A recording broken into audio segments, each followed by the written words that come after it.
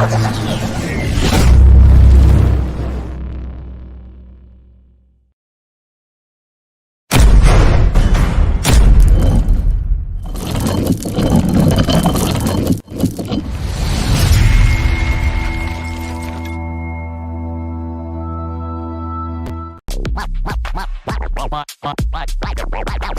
channel, my channel, my content.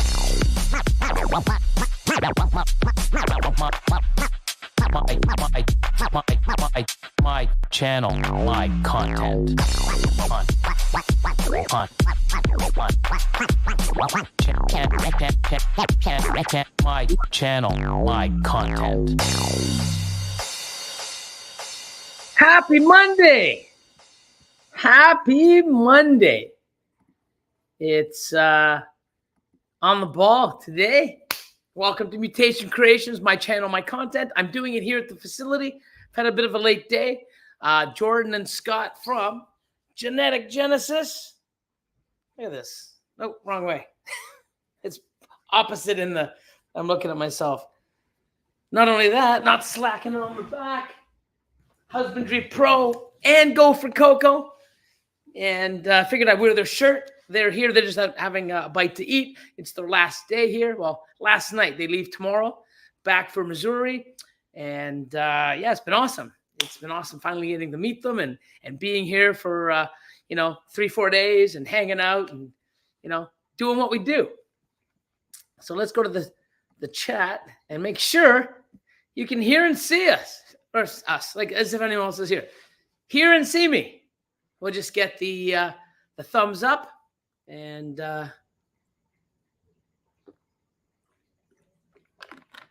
we'll continue like always.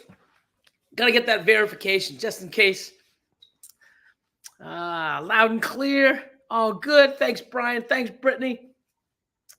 Speaking of Brittany, amazing. She actually came up.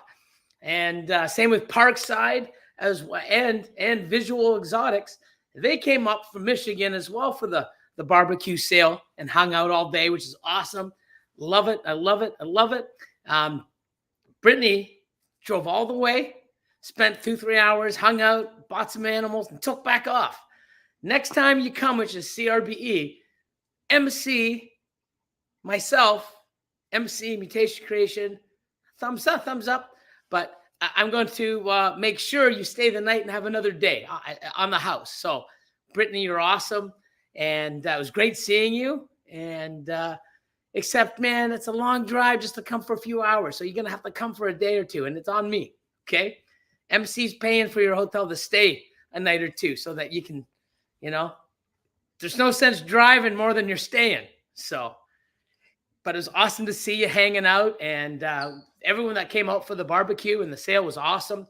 Everyone that helped, I'll make a nice post, but there's so many people, my team, Team MC, other people pitching in. Hell, Jordan and Scott, man, they were helping getting us ready as well. It's weird because my man Andrew from Powerhouse Pythons, when he was up, I put his ass to work too. Craig from Bash Coder, he came.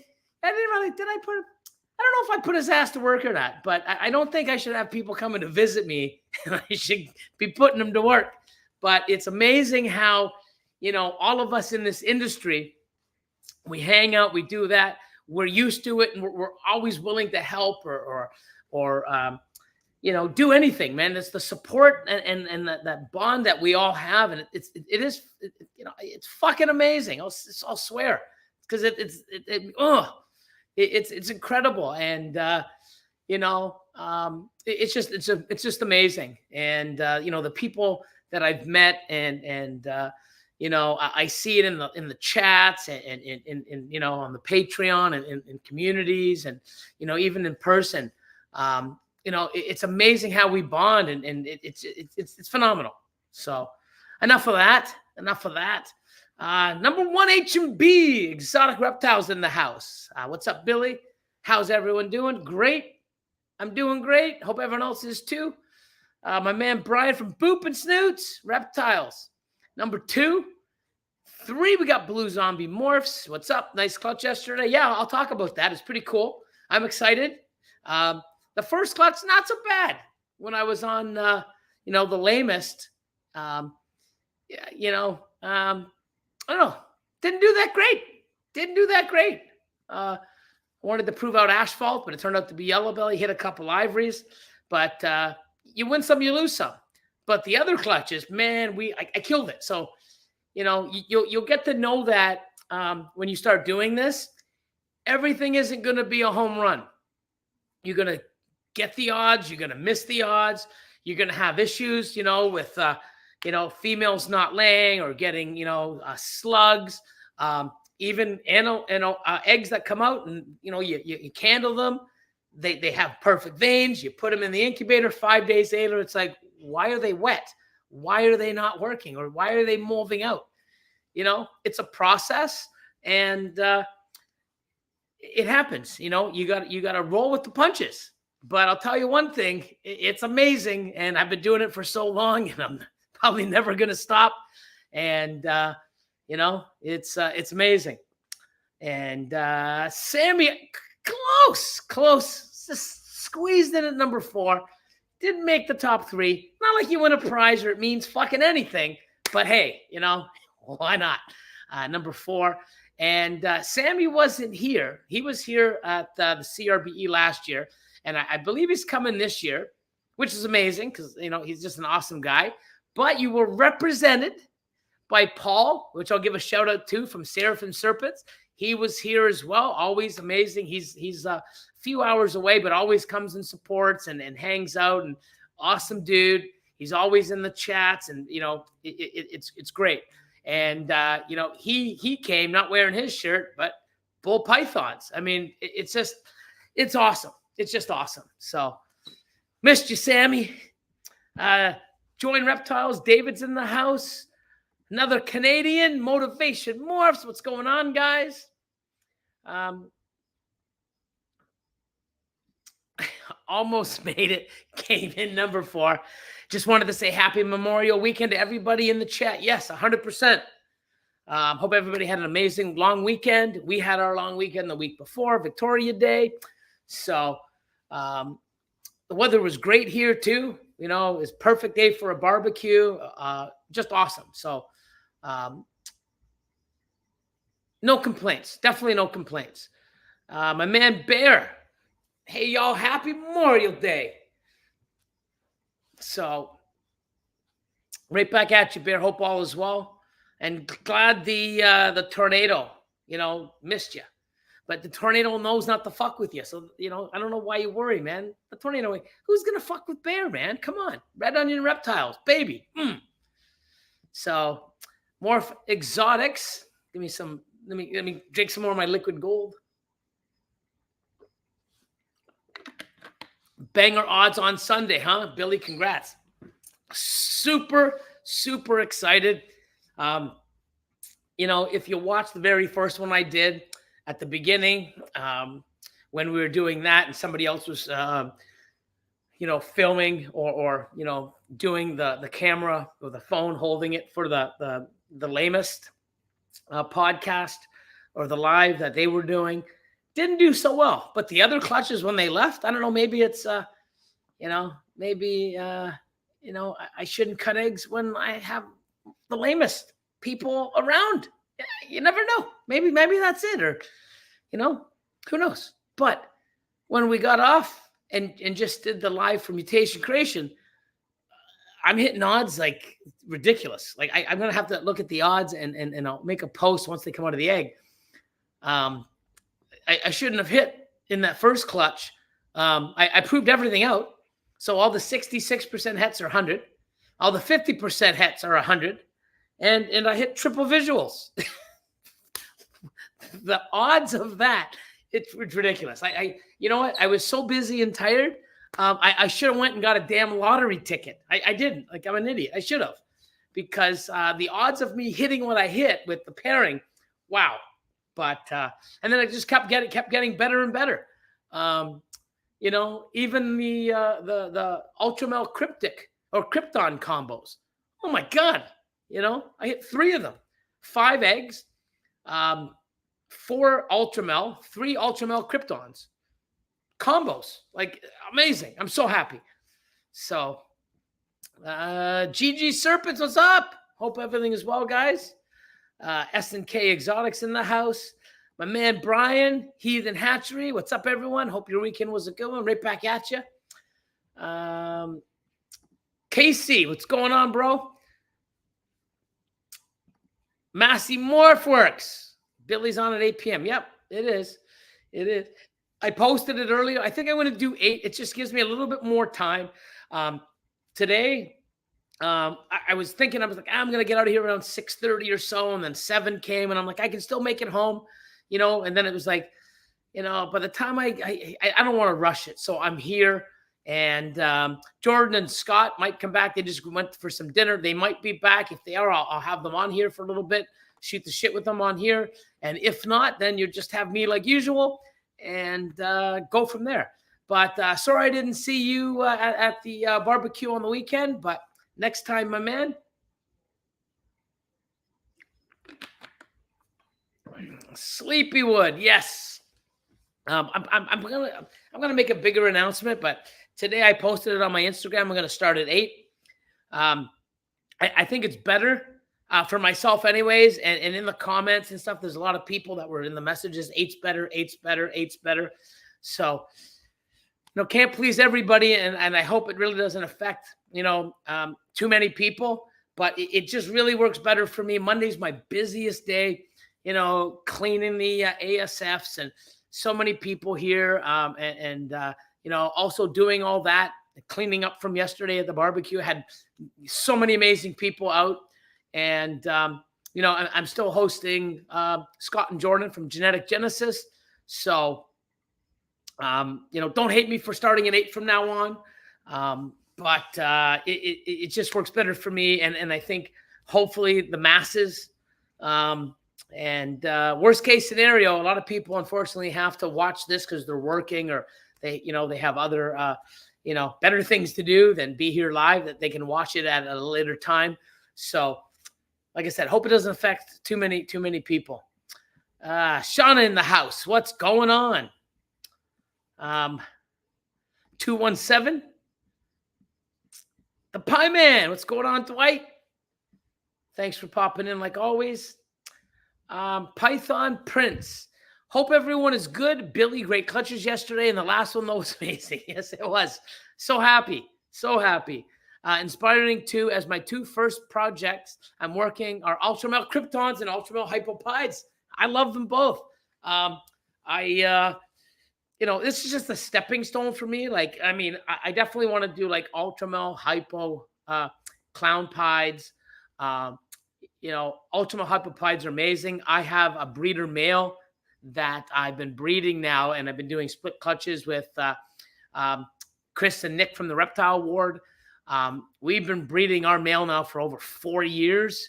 So we got a lot of combos and stuff, and I'm excited to get Clown and Cryptic and Kryptons into that Ultramel Hypopide, and bunch of different things. It's awesome. I really like the Ultramel, the colors, the purples, the yellows, the pinks, you know, it's just my jam. It's what I like to see, and I really want to start intensifying that. And I bought an a super OD yellow belly Ultramel female that's breeding, you know, several years back from Aussie, and I got so many things I want to do with that, and all, you know, freeway. You know, OD freeway Ultramel stuff, and eventually OD and super OD, super asphalt Ultramel stuff, and Cryptics and Kryptons and Clowns. And there's no end to this madness, but that's why I love it. Holly, thank you for popping in like always. She's the one that makes the awesome artwork that I pop up here and there, especially for the barbecue. You know, quick, easy booms. If you have any needs, you know, hit her up. Logos or any type of, you know, if you're having an event or want like a sign or something that, you know, Holly, Texoma. MTZ, my man, how's things going? Hope all is well, my friend. Hope the snakes are doing well. I love coming in first. Okay there, Shane from Small Town. Like, get your own little thing. That's Shane's, bro. I mean, that's Shane's. Like, when Shane comes in like half an hour, even 2 hours later and says first, that's his spiel. Get your own, bro. But thanks for coming out, my man. And it's always good seeing you. I love the support. And, great guy, Mr. Caplocks himself. And, hope the animals do well for you. And probably see you. I think this Friday we have a live. So I'll see you Friday night on the live for Patreon. Aaron, Cal's Reptiles says, good evening, everyone. Hope all's well, man. Hope the snakes are doing well also. Peter's Paul again. Hey, all. Hope everyone had a great weekend. Thanks again for the barbecue and the awesome snakes that picked up. Yeah, man, you're welcome, bro. Like I said, man, I appreciate the support. You're always here.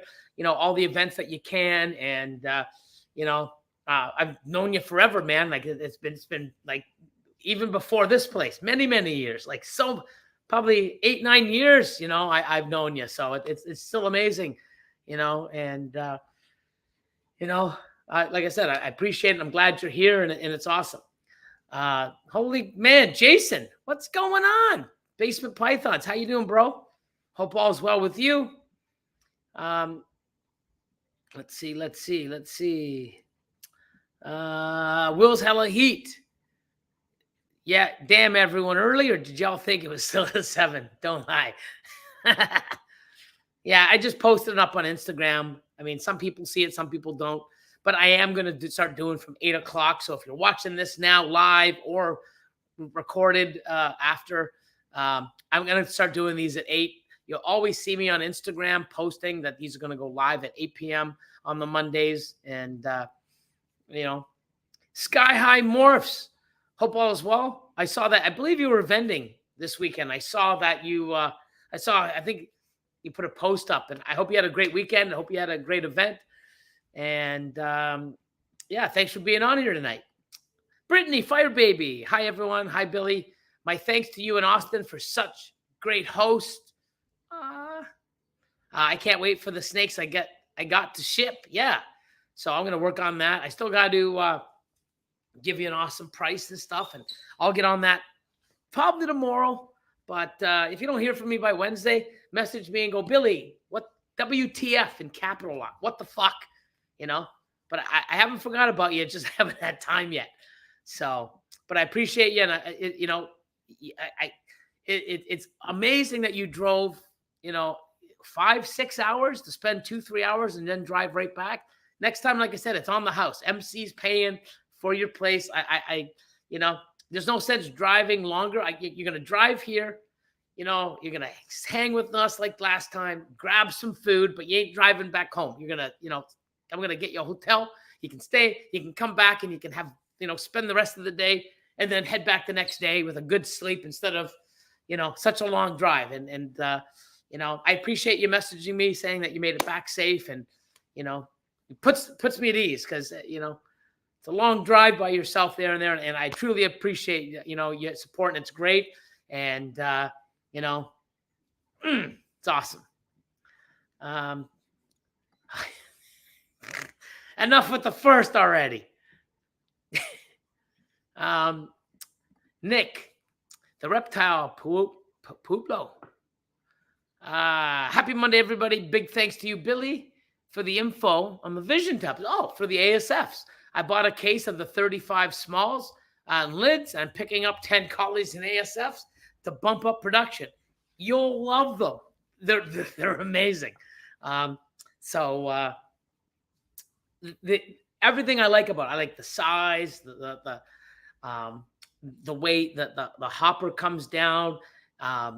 Everything about it I like. I like the little spot at the front that they can hide and separate. And I just love it. So shout out to Vision.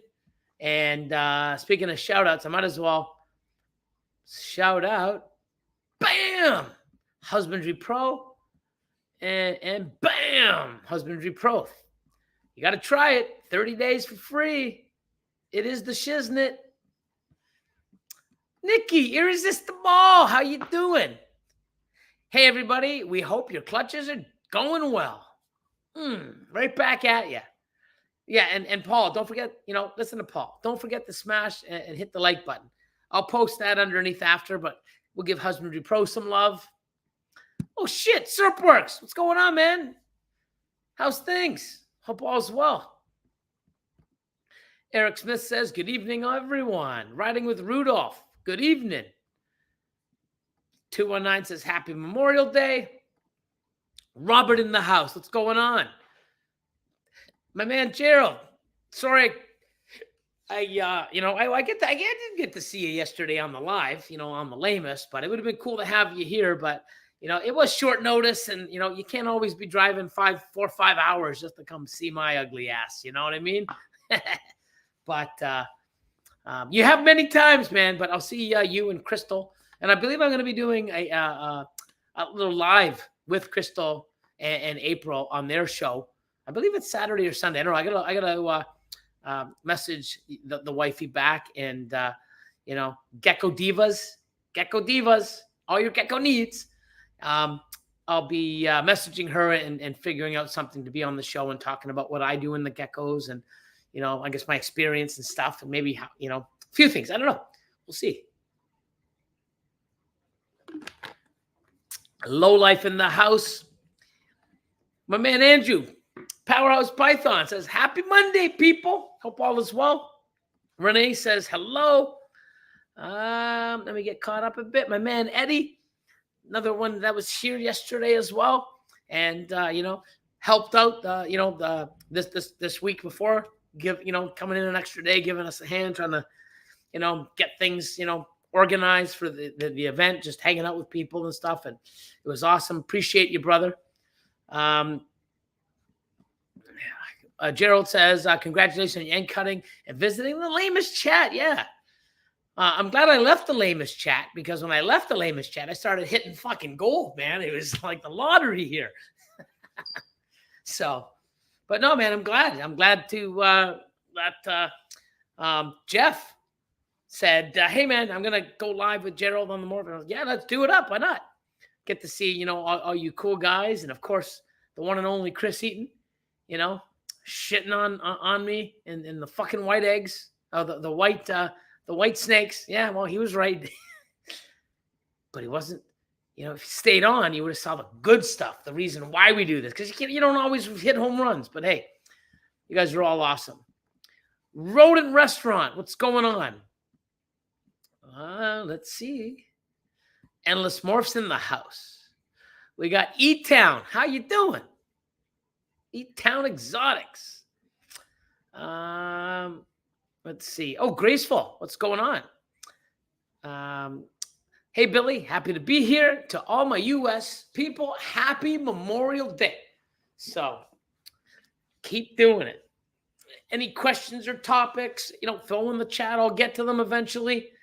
I'm only 20 minutes behind, which is pretty good for me. Anna from Flat Mountain. How you doing? Hello, Billy, and happy Monday all. Hugh. Happy Monday, Billy. I hope Cleo is getting everyone trained up. Kinda. I usually get up at 5 a.m. with her. Today I was woken at 4:11. So 4:11, 4:12. I had to get up a little early. But she's so adorable. She's worth it. So I took her out. She did her business. And then we just cuddled in front of the fireplace until 7. Then I fed her. And that's the routine. Crystal, what's going on? Hope all is well. My man Chad, how you doing, brother? Shauna's always supporting. Definitely. She's always there. She's in the chat. She's helping out. Boom. Can't wait to come up for the CRBE. Yeah, I think a lot of people are going to be coming to the CRBE from the U.S. And hopefully I'm going to see if I can do something for my Patreon, top 2 tiers and stuff. But I believe Jordan and Scott are coming. Fire Baby's coming. It'd be awesome. Just to get a bunch of people here. Another cool thing is this year is Leviathan. They're coming up and they're going to be filming and vlogging, here And the CRBE, how we set up and do. I'm not sure. I'm just going to be, in front of the camera, and they're going to ask, and I'm going to do what I do, and they're going to do what they do amazing and make something incredible. Jason, what's going on, my man? Good evening, Billy and everyone. Right back at you. I'll see you probably, on the Friday night live this weekend. The top 2 Patreon peeps. Let's see. Serpent Labs. Howdy. Right back at you. There she is. Crystal from Gecko Diva.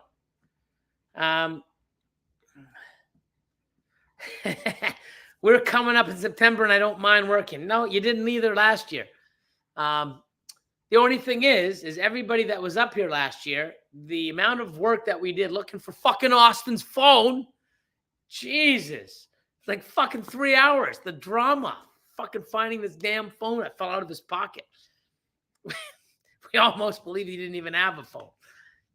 We thought he was, having too much water or, too many water breaks. It's like, dude, you didn't have a phone. Went on the camera and searched it back, and sure enough, we fucking found it like 3 hours later. Crazy. We'll never forget that story, though. But, I can't wait to see you, man. Yeah, I mean, same here, man. But it's, I'll probably see you in Ottawa. I'm going to figure that out. And I think it was Gerald messaged me. I just haven't had time to really get to my messages today. But Monday's really a bad day for getting a hold of me and stuff. So, I believe he messaged me and asked if I'm going, and I'm pretty sure I am. I just got to arrange it and figure that out, and, we'll let you know soon.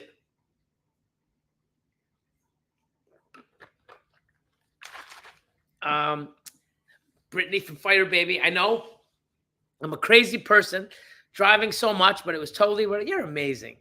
Totally worth it. And thank you so much for giving me a place to stay next time. 100%. That's the thing. You've done it twice now. The CRBE, you came up last minute, hung out with all of us, and we went to dinner, and you came back to the facility, and we showed you the place, and it's like, I got to go. I got a 5-hour, 6-hour drive home. I'm like, no, stay longer. It's like, I got to get back. And it's like, no, next time I'm paying for you to stay the night so you can drive, enjoy yourself here, hang out with us, get a good sleep, hang out with us some more, and then drive back. So I got you. I appreciate y'all. So Genomic Labs. Hey, what's up, Billy and everyone? Carissa in the house. Bohemian. Let's see. Bill from Victory Lane. Charlie from Reagan. Renee. Royal. Pythons. How are you, sir? Hope things are well. My man John from Good Vibes. Savage Critters. What's going on? Daniel. Happy Memorial Day, everyone. Hope everyone's doing well and staying safe. Yeah, right back at you. Everybody on here, and even the people that aren't on here. Hope everyone's doing well and staying safe. Shmay says, what's up, everyone? Much love and good vibes sent y'all's way. Awesome. There he is. Visual Exotics. Long time no see. Yeah. I'm glad, you guys came, and it was great. Last minute, of course. And it's funny because I posted it probably about 6 days before, 5 days. Let me say 5, probably because I'm slacking. 5 or 6 days before the event on Facebook and a couple of the groups on Mutation Creation, on my personal. And Austin, the day of, in the morning, said, hey, man, you should also post it on Instagram. And for some reason, I don't know why I didn't. The same day I posted it on all the Facebook shit I did. So, he's like, do it. And then I did it. And then you guys show up. It's like, man, I saw the post, and fucking, me and my dad, boom, fucking drove right here. Only an hour and a half away, but took the trip from Michigan. It's awesome. Because and I should have known, because I don't like fucking Facebook. But it does, there's a bunch of groups, and there's a lot of traction from it. So I post there in a lot of these groups I'm in and stuff like that. And I don't know why I didn't post on Instagram, but when Austin told me to in the morning and I did, you guys saw it. Glad you guys came. So thanks for coming like always, man. And this is your third time, maybe even fourth time up here.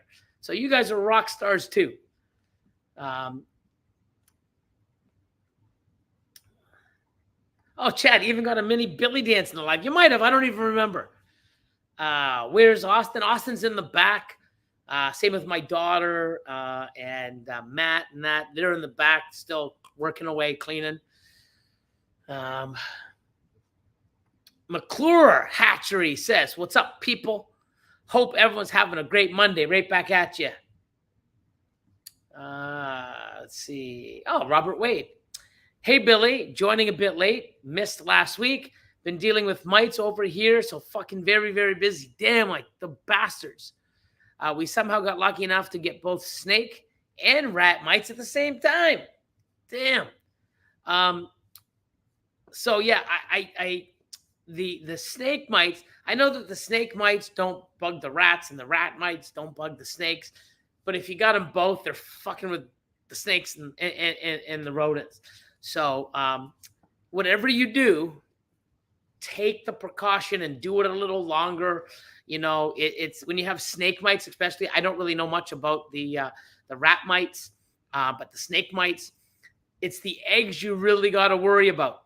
Okay, so if you're sitting there and you're like, oh, I haven't seen a mite in a while, you know, and you put the bedding back and you don't really do all the due diligence and stuff that you need and spraying and doing it over and over for a few months.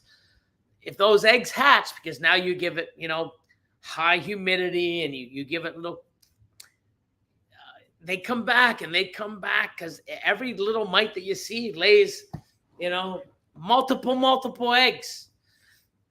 I've seen people do it in a month. I haven't seen anything, and they put all their bedding back, and next thing you know, they get more mites than they did, 10 times more mites than they did before they saw it in the first place.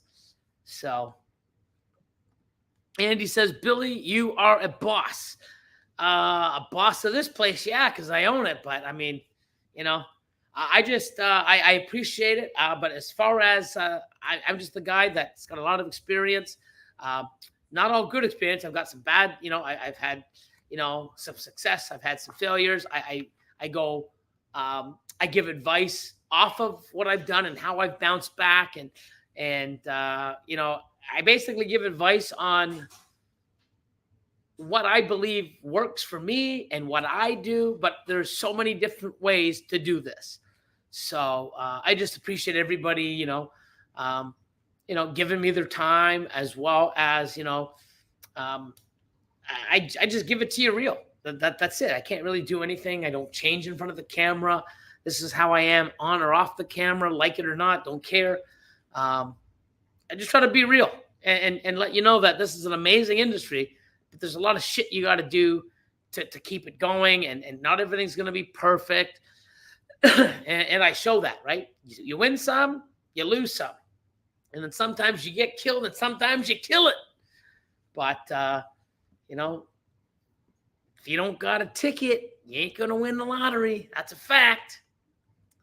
Blaker's in the house. Says hello to me and hello to all you. David, what's going on, man? Gave you some bad luck. Hell, you did not know, man. So, yeah, okay, you know, you didn't give us the bad luck. Let's fucking blame these guys, okay, the lameists. There we go. Leviathan, hey, what's going on? Stephen and Courtney, what's going on? Booking hotels for the CRBE trip right now. I can't wait. It's awesome. I'm excited too. So we hit leopard, fire, Enchi, ultramel kryptons. I believe we hit Enchi fire.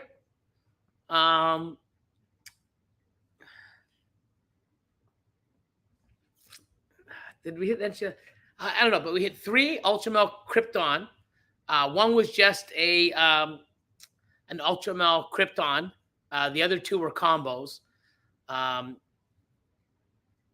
And then we hit an Ultramel. I think an Ultramel Fire. I don't know, but 5 eggs, 3 visual Ultramel Kryptons, 2 were combos. The third one might be one also. And then we hit an Ultramel combo and a crazy Enchi Leopard Fire Cryptic 100% had Ultramel. So killed it. Oh, sorry, not Cryptic, Krypton had Ultramel. Amazing. Like killed the odds. Super happy. They look amazing. So let's see. Joe, what's going on, my man? Hope all is well. Roxanne says, hi, Billy. I think the hardest thing about being a noob is the waiting. Yeah. It's not only the hardest thing about being a noob. I have to wait too. And it sucks. But hey, man, it's definitely worth it.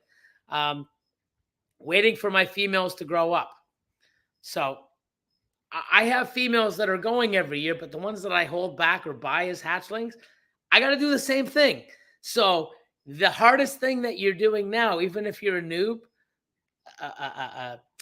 a proven breeder, or a person that has been doing this like myself for a long time, we always have to wait on something. So get used to that shit. Lucky Python says, what's up, Billy, and everyone in the chat. Hi, Viz. What's going on? Beekman's Reptiles says, hi, all. Greetings from the Netherlands. Awesome stuff. Tradewind Exotics. What's up from South Florida? Andy says, we're watching. We love watching you in the UK. I am a crazy man. 100%. You know? Definitely. But that's just me. It's just the way I am. And, you know, wouldn't have it any other way. Man, Luke, what's going on? What's going on, everybody? What's up, Billy? Great to see you. I hope your weekend was awesome. It was. Hung around some amazing people. Great weather, barbecue, around our animals. What else could be better?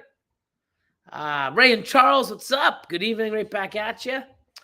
1,000,000%. You know, Justin from Canova had, I don't know, it was a Wookiee. Come on, sit. It was a Wookiee. Did you see that Krypton that Justin posted? Which one, today? No, it was yesterday, the day before. But it's so nice. It was like a black, I'm going to say probably, let's see, Canova jeans. Black pastel, red stripe. What the hell's I guess I did this, right? Thumbs up. Black pastel, red stripe, Wookiee, Krypton or something. But it's phenomenal. Go down. I think it was on his, no, not a story. Not a story. Go down. Do a reel. Go down. No, I mean, like, it would have been like, Lisa, like you're already a week behind. So then go to his Instagram. YouTube.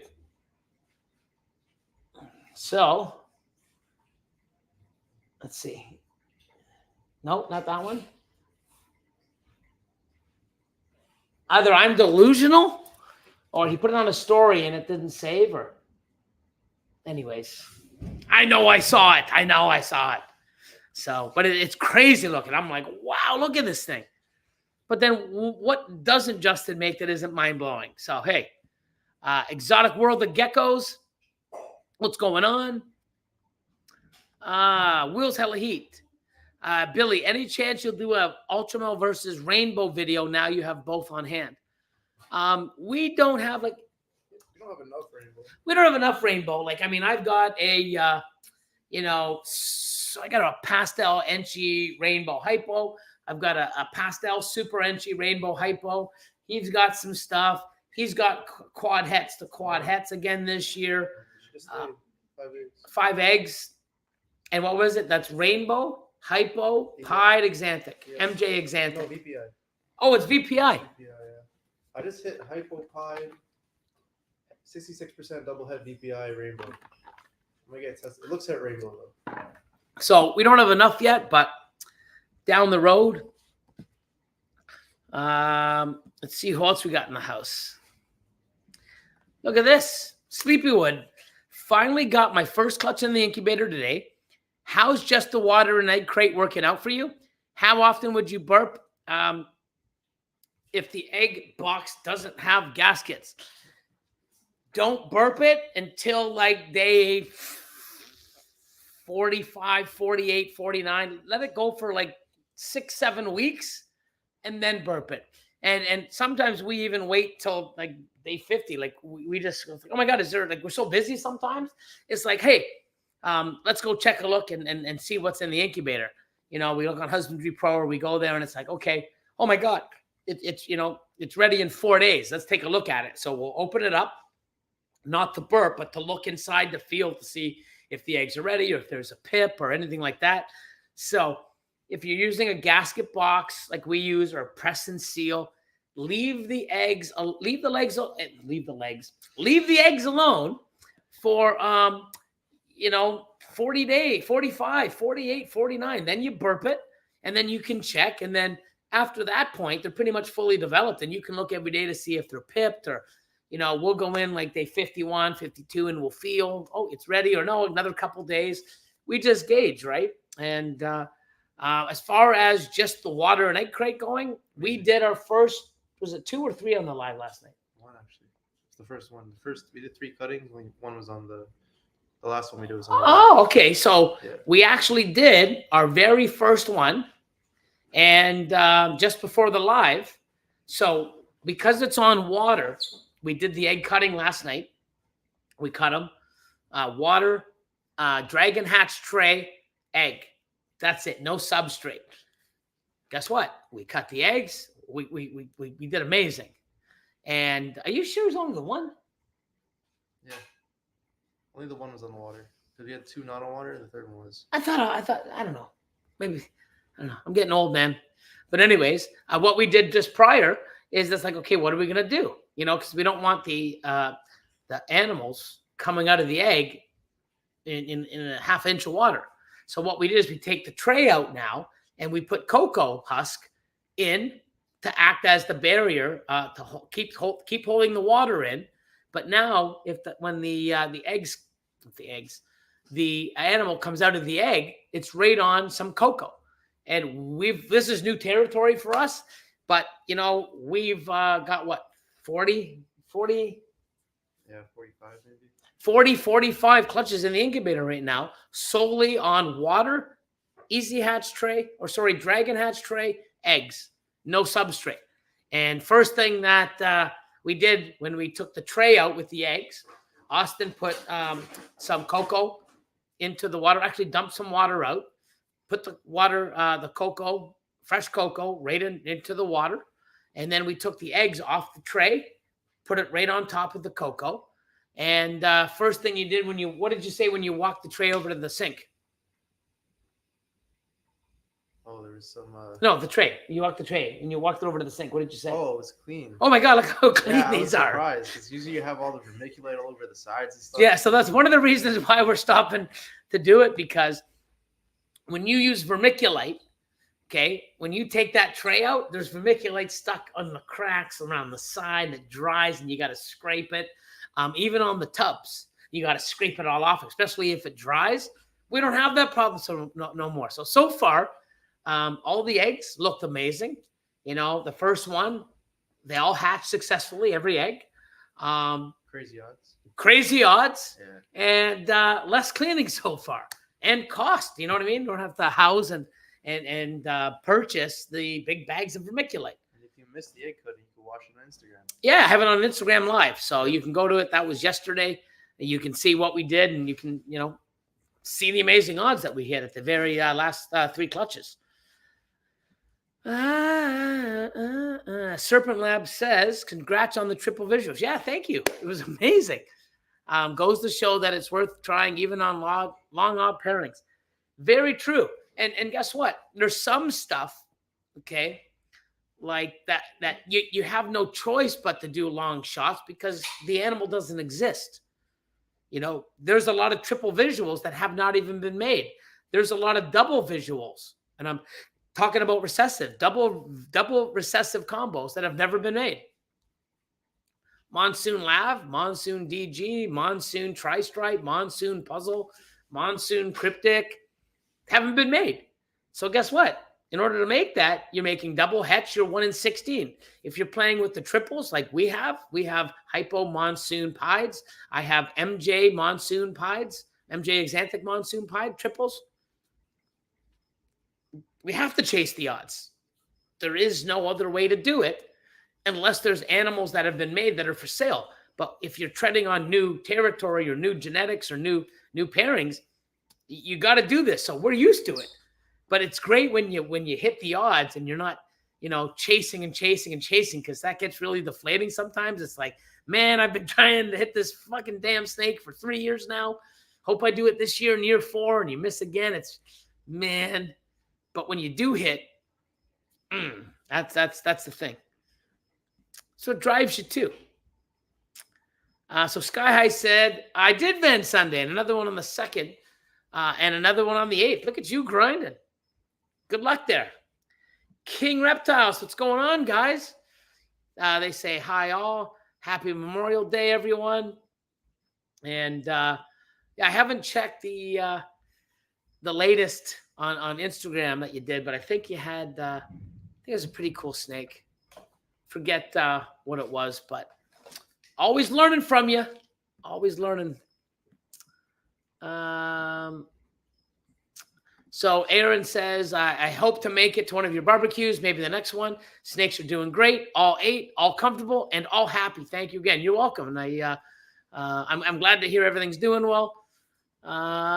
Blue Zombie says, is that Luke in the chats? What's up, Luke?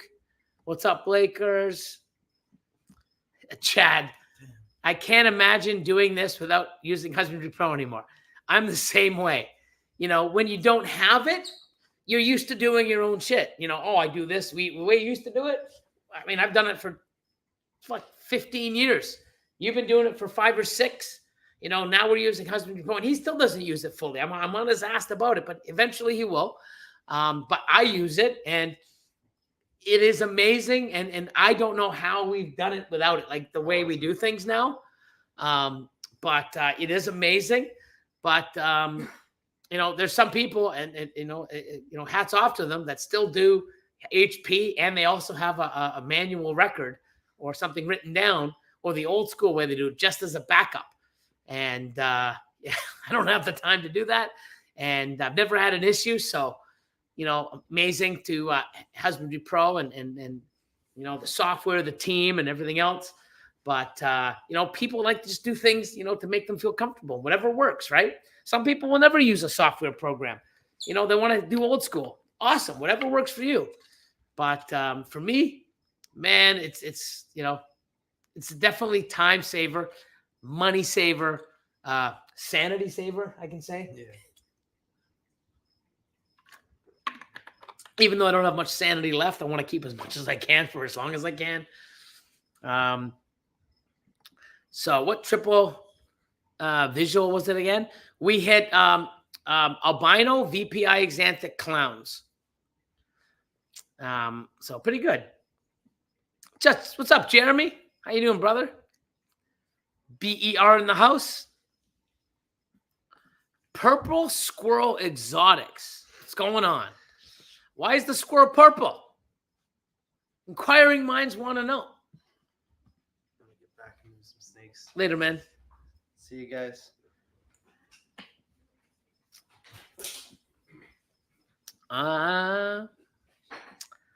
Have you worked with, or do you have any thoughts on the shredder gene? I've heard of it. I don't know much about it. I definitely don't work with it. Can't really give you any input on it, my friend. Sorry. Steven, what's going on? Look at this, my man. Don't get to catch many of these lives anymore. Well, at least not live, but hey, man, I'm glad you're here. Also glad you're here. Look at my man, Stan. Evening, Billy. Hope everyone's having a great season with all the parents. Right back at you, bro. Hope all is well. Let's see. Hi, Viz. That live was hysterical. Chris and I got in a bidding war over isopods in a charity auction Saturday morning. Long story short, Chris bought me pretty bugs, and I didn't even ask to see my tits, number one. Wow, really? That is a big step for Chris. Bravo, Chris. Chris Eaton, my man. What's this? Let's see. So Nick says, what is the route you would take to hit a triple or quad recessive? I have an idea, but would like more insight from a veteran in the industry. So one thing about triple and quad recessives, you're chasing a long number. So to make a triple or make a quad, you're way past the 1 in 16. It's a long way. It's not easy. You've got to chase the odds. When you miss, you got to test the ones that you miss, because everything will be 66% when you miss. So what you really need to do is, I don't recommend people getting in the triple and quad game heavily unless they've got a great base of single and double recessive stuff. It's a different animal. And I'm trying to do something for Patreon to show you how complex it can be. Now, you can go out and buy triples and buy quads and raise them up and just chase the odds. Or you can build, a base and make some doubles and triples and quad stuff for the future. But don't do 90% of your collection that way. There's nothing wrong with doing it that way, but everything you make, majority you're going to have to hold back and test. So you breed a bunch of stuff, you make a bunch of stuff, you hold a bunch of that stuff back, your time goes up, your space goes bigger space, more time, more food, more racks. And if you're not selling any of that, you've got to keep doing that for years to grow up the females, to breed back, it's a lot of time, money, space, work, equipment to chase something. Definitely worth it.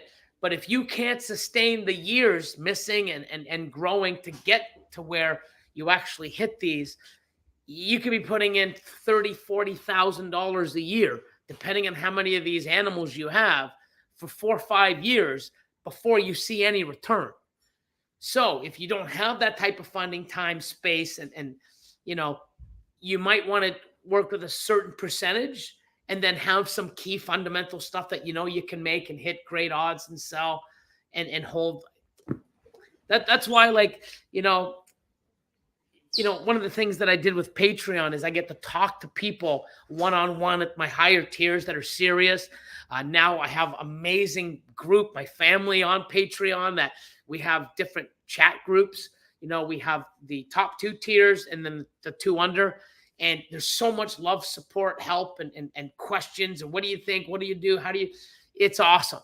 But I can't give just an overall, this is how you do it. Because if somebody has experience, have animals in a project, and have a big bankroll, and someone doesn't have, they have a small budget, not a lot of experience, and no animals in the project, I can't give the 2 people the same advice. It doesn't make sense. If I give it too broad of an explanation, the person that has more in says, dude, I know that's stupid advice. And if I give the advice for the guy that has everything, this guy here is like, well, that's great, but I don't have 30 grand and I don't have any of those animals to do that.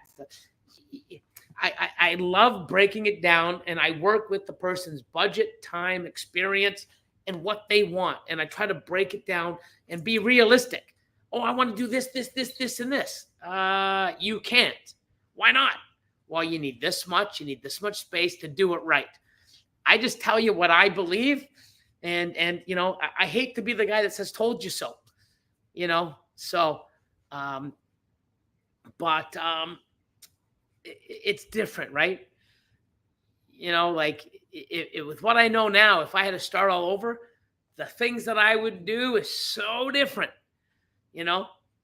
And, not many people would do it my way, starting all over, because I don't think I'd buy an animal under $10,000. And, I would go hard right from the start, proper this, it'd be like, what the hell did you just do? If I could buy, 20 snakes at $40,000, $50,000 each, I'd do that. People are like, oh, I can't even spend that on my whole collection. I get it. There are some people out there that do. You really got to know who you're talking to and give the advice with the parameters that they give you. I don't want to give advice saying, oh, go spend 50 grand on this project. Well, I only have 10. Go find 40. It doesn't work that way. So the advice I give is catered to the person with their needs, their budget, their wants, and their understanding. And if they don't understand stuff, I'm there to teach or guide you, or at least give you my opinion. And you take that with other people's and you make the damn choice. I mean, I wish it was that easy. Just do this, and this is what you get. It's not that easy. So, I hope you understand when people ask me, what would you do? And what would you do? I can't just randomly give you an answer that makes fucking sense. And if I did, I'm lying to you and I'm shortchanging you, and I hope you guys understand that. I want to see y'all do well. Straight Blast, what's going on? Been a while.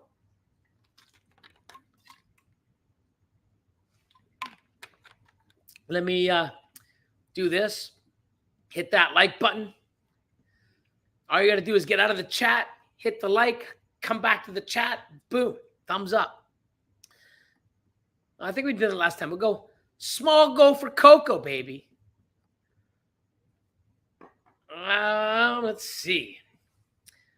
Oh, Scott, Johnston's Royals. What's going on?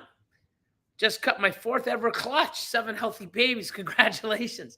So awesome. So awesome. Let's see. Upstate New York. What's going on? Hey, Billy.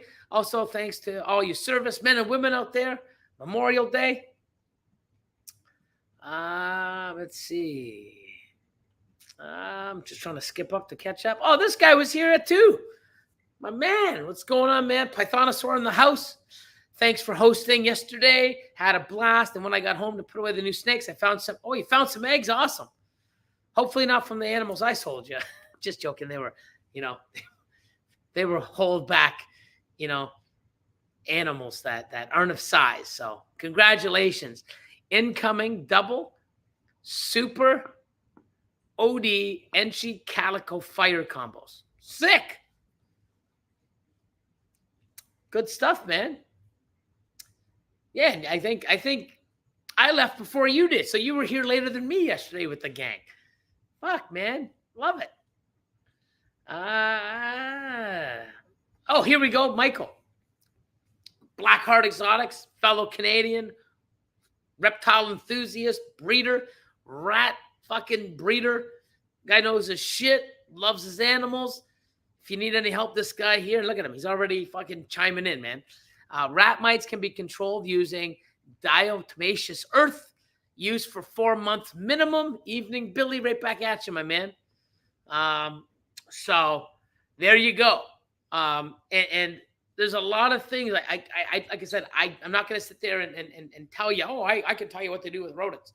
I don't know. I'm just a breeder myself for about a year.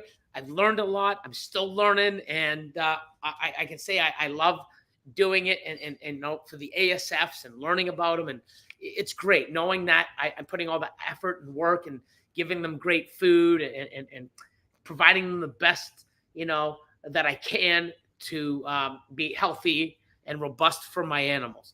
But I use minimum 4 months. So reach out to someone like, Michael. I mean, I'm sure he'll, you message him, he'll reach out and give you some advice or help you like others. But I haven't seen them for a month or two, so I'm good. No, I don't know about Mike, but he says, for rat mites, he says minimum 4 months. Ball python mites or snake mites, minimum 4 months also. I like to do 6. And yes, it's a pain in the ass. And once you get them and you do all this work, you're going to take precaution on when you bring fucking new animals in how you quarantine them, where you buy from, what you do. You know, if people have bigger enclosures, you're going and getting wood, finding it from outside, buying it from flea markets or vending expos or at pet stores. You're bringing it in and shoving it right in the enclosure. You need to heat it or soak it or whatever the hell you need to do to prevent from getting mites. Okay? It is preventable. You just got to do it. But I'll tell you, once you have them and you go through the bullshit that you're going to have to do for fucking 4 to 6 months, I would recommend 6. You will definitely take the damn precautions. So thanks for chiming in, Mike. Appreciate it. Sky High Morris. Billy is like Master Yoda, full of wisdom. So keep a notepad ready. Oh, I should learn to do the Yoda voice and just start talking to Yoda. He does things backwards, doesn't he? I haven't watched Star Wars in so long. There they are. What's going on? Look, I'm fucking ripping your shirt. Look, it just snuck in. Come on in. Have a seat. Come on in. There's Scott and Jordan right there. And look at this. Repping fucking bear. Red Onion Reptiles. So, yeah. Just talking about this. Someone said I'm like Master Yoda. So I'm going to have to go like, you know how he speaks in riddles? Like, can you know how to do that? I don't, but I'm going to learn so I can just, once in a while, just throw a Yoda thing in, like, because doesn't he say like, do this, that I am, or he mixes it up. Yeah. So I'm going to have to do that. I'd probably do that on my own. I don't even fucking realize it just because I'm fucking senile or getting there. But hey, how was the dinner? Good. Very good. Awesome. Good. Yeah, that's one thing, when I come up with like the host and I got double thumbs up for all the restaurants we went to. A little bit of different things, and especially different food items that they don't have in the U.S. So, Nando's, baby. Portuguese, Turkish. Portuguese, Turkish. What else did we do? Jack Astor's, which is just like a medley of everything. Breakfast was awesome. I think that's Ukrainian. Is it? Yeah, or Polish. The cafe, but amazing. I eat there all the time. I love it. But yeah, we're just answering questions. I didn't even notice this, when you did it. Mm-hmm. I noticed the back, but I didn't notice this. I went to put it on. I thought it was a tag. I was gonna rip it off. I was like, oh, because how sometimes you get your shirts made and they have a sticker that you gotta print off. I went to go pick it off and I'm like, oh shit, it's an American flag. So I know details. It's all in the details.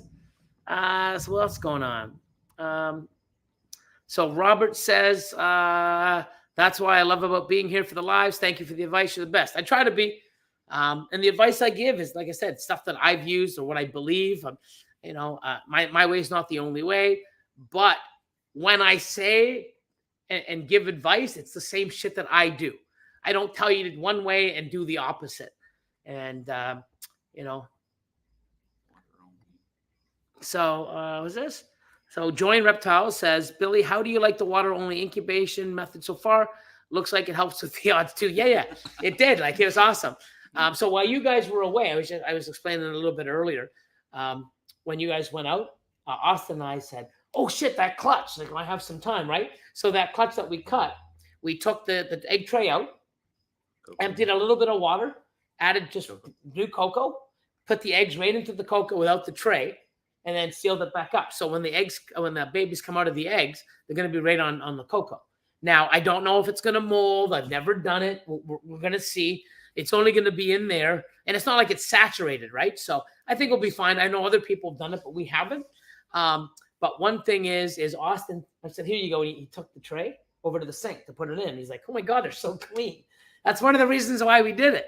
Don't have to clean all that little tiny flecked, the flakes and the little particles of the vermiculite off. So it's pretty awesome.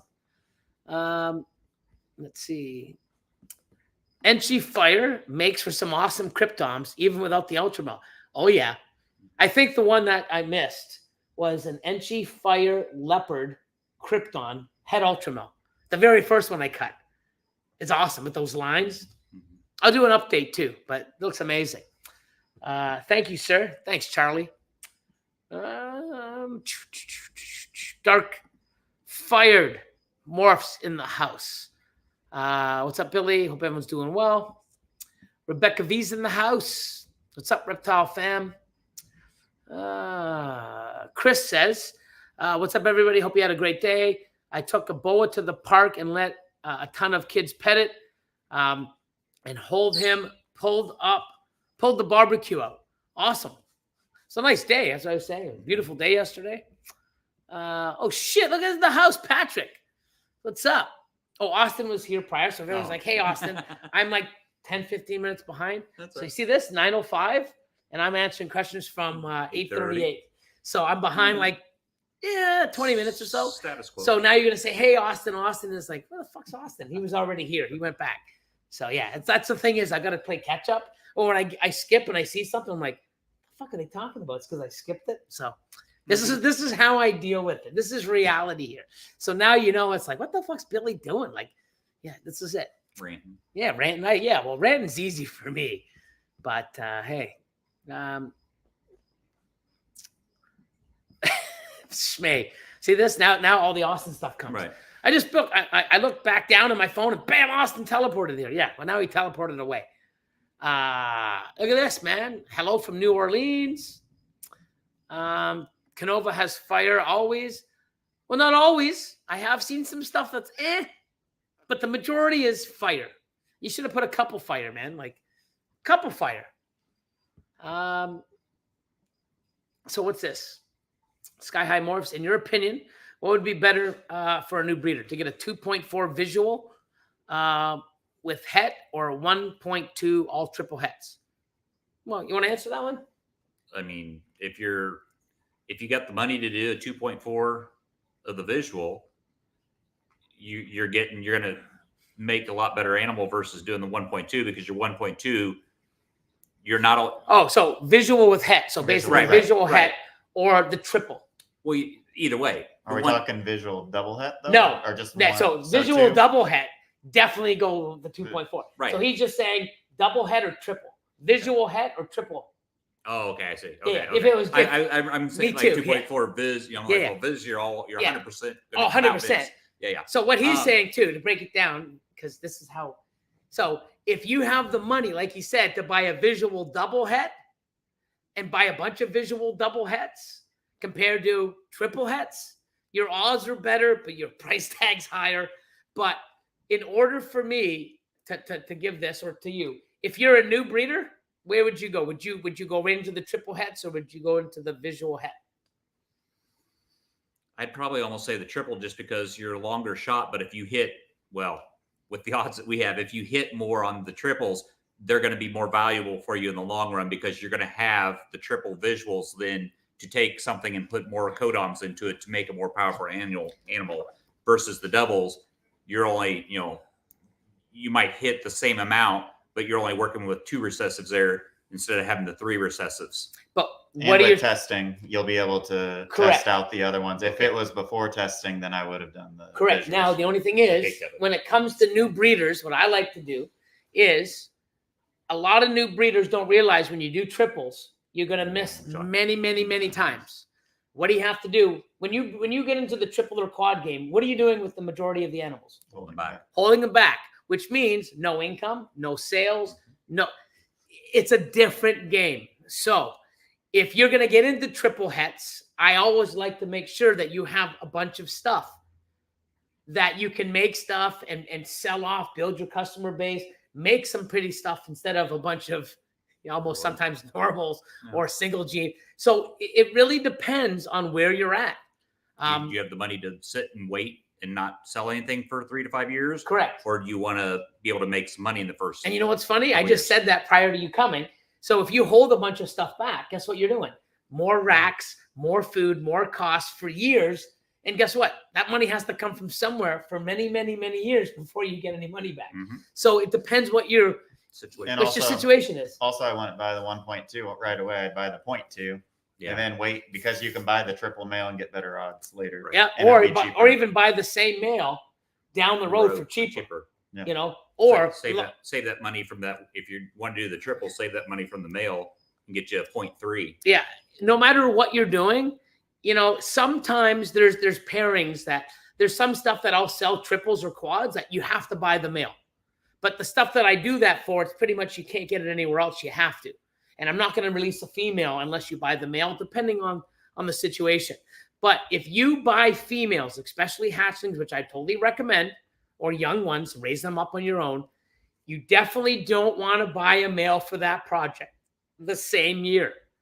Like, wait a year. Like Jordan said, your animal, you can get better. You can get a stronger male, the same male for cheaper a year later. And you don't have all that carrying cost. And, you're going to have more variety out there. So say you were buying a dreamsicle this year, and that's all that was available. Well, next year you wait when you really need the male. You could have combo dreamsicles, and it might even be the exact same price that the dreamsicle's worth today, next year with an extra gene. And if you don't need them for 2 years, why buy him now? Wait a year. I mean, it's hard, but this advice you really need because it will pay off. And once you start training yourself to keep doing this over and over, your success gets so much better, But if there's an animal out there that it's like, oh my God, I don't think I'm ever going to see this again, which I not many situations, sometimes you want to jump on it. But if there is an animal that is the perfect genes with all the ones that you want in the perfect recessive, and it's just the perfect animal, don't sleep on it. If it's like, oh my God, I couldn't have even asked for something this great. Don't sleep on it, buy it, but that doesn't happen a lot. Well, I mean, it's funny you say that because literally we went back to Airbnb last night and I was looking through Morph Market and I went to carpets because we've got a fair amount of carpets that we're building. Here's one that we don't have. It was a proven female with genes we don't have. I'm like, oh, that'd be great. I'll look at it again later. Oh, it had only been on Morph Market for 2 hours. Oh shit! We woke up this morning. Sold. Yeah, it's like that thing. I used to do that when I was shopping. Walk around the mall. It's like, let me go to the food court and get something. I'll come back. It's like, oh, sorry, especially with shoes. Oh, we don't have any 9s anymore. You just did. I tried them on. It's like, yeah, someone else came. In the fucking 20 minutes, I went to go get food and back. Some other person with size 9 feet came and bought the exact fucking pair, and you only had one. Shit, like. It's karma, man. It's just how it happens. Same thing at expos. I was going to say at expos, we've had people come up. Oh, I really like this, but I won't walk around, look at everything else at expo. And then they come back. Okay, come back. It's gone. Sorry. Yeah, snooze, you lose, right? So, what else we got going on? Phil Snyder in the house. What's going on? Let's see. Oh, King Austin. That was 33 minutes ago. Shit. Falling behind. Unlimited balls. AMP. What's going on? Morphic Exotics made clown het rainbow, possible het hypo earlier this year. Awesome. I really want to see what rainbow clown stuff looks like. Adding hypo to boot. Awesome. That's something I'm probably going to do with my pastel super enchi hypo rainbow. It's a male. I'm going to get him into some of my combo clown stuff, especially some of my dark clown stuff and, some other things. Is it going to rain? Yeah, it's spring. Oh, it's going to thunder. Yeah, it's raining. Damn. There's Parkside. What's up, Jason? Yo, thanks for coming out. I already gave the shout out to your son earlier. Appreciate you coming out and glad you came out like always. And like we talked before, you're only an hour and a half away, man. You're more than welcome to come out. Come on out, hang out, and do that. Hales balls.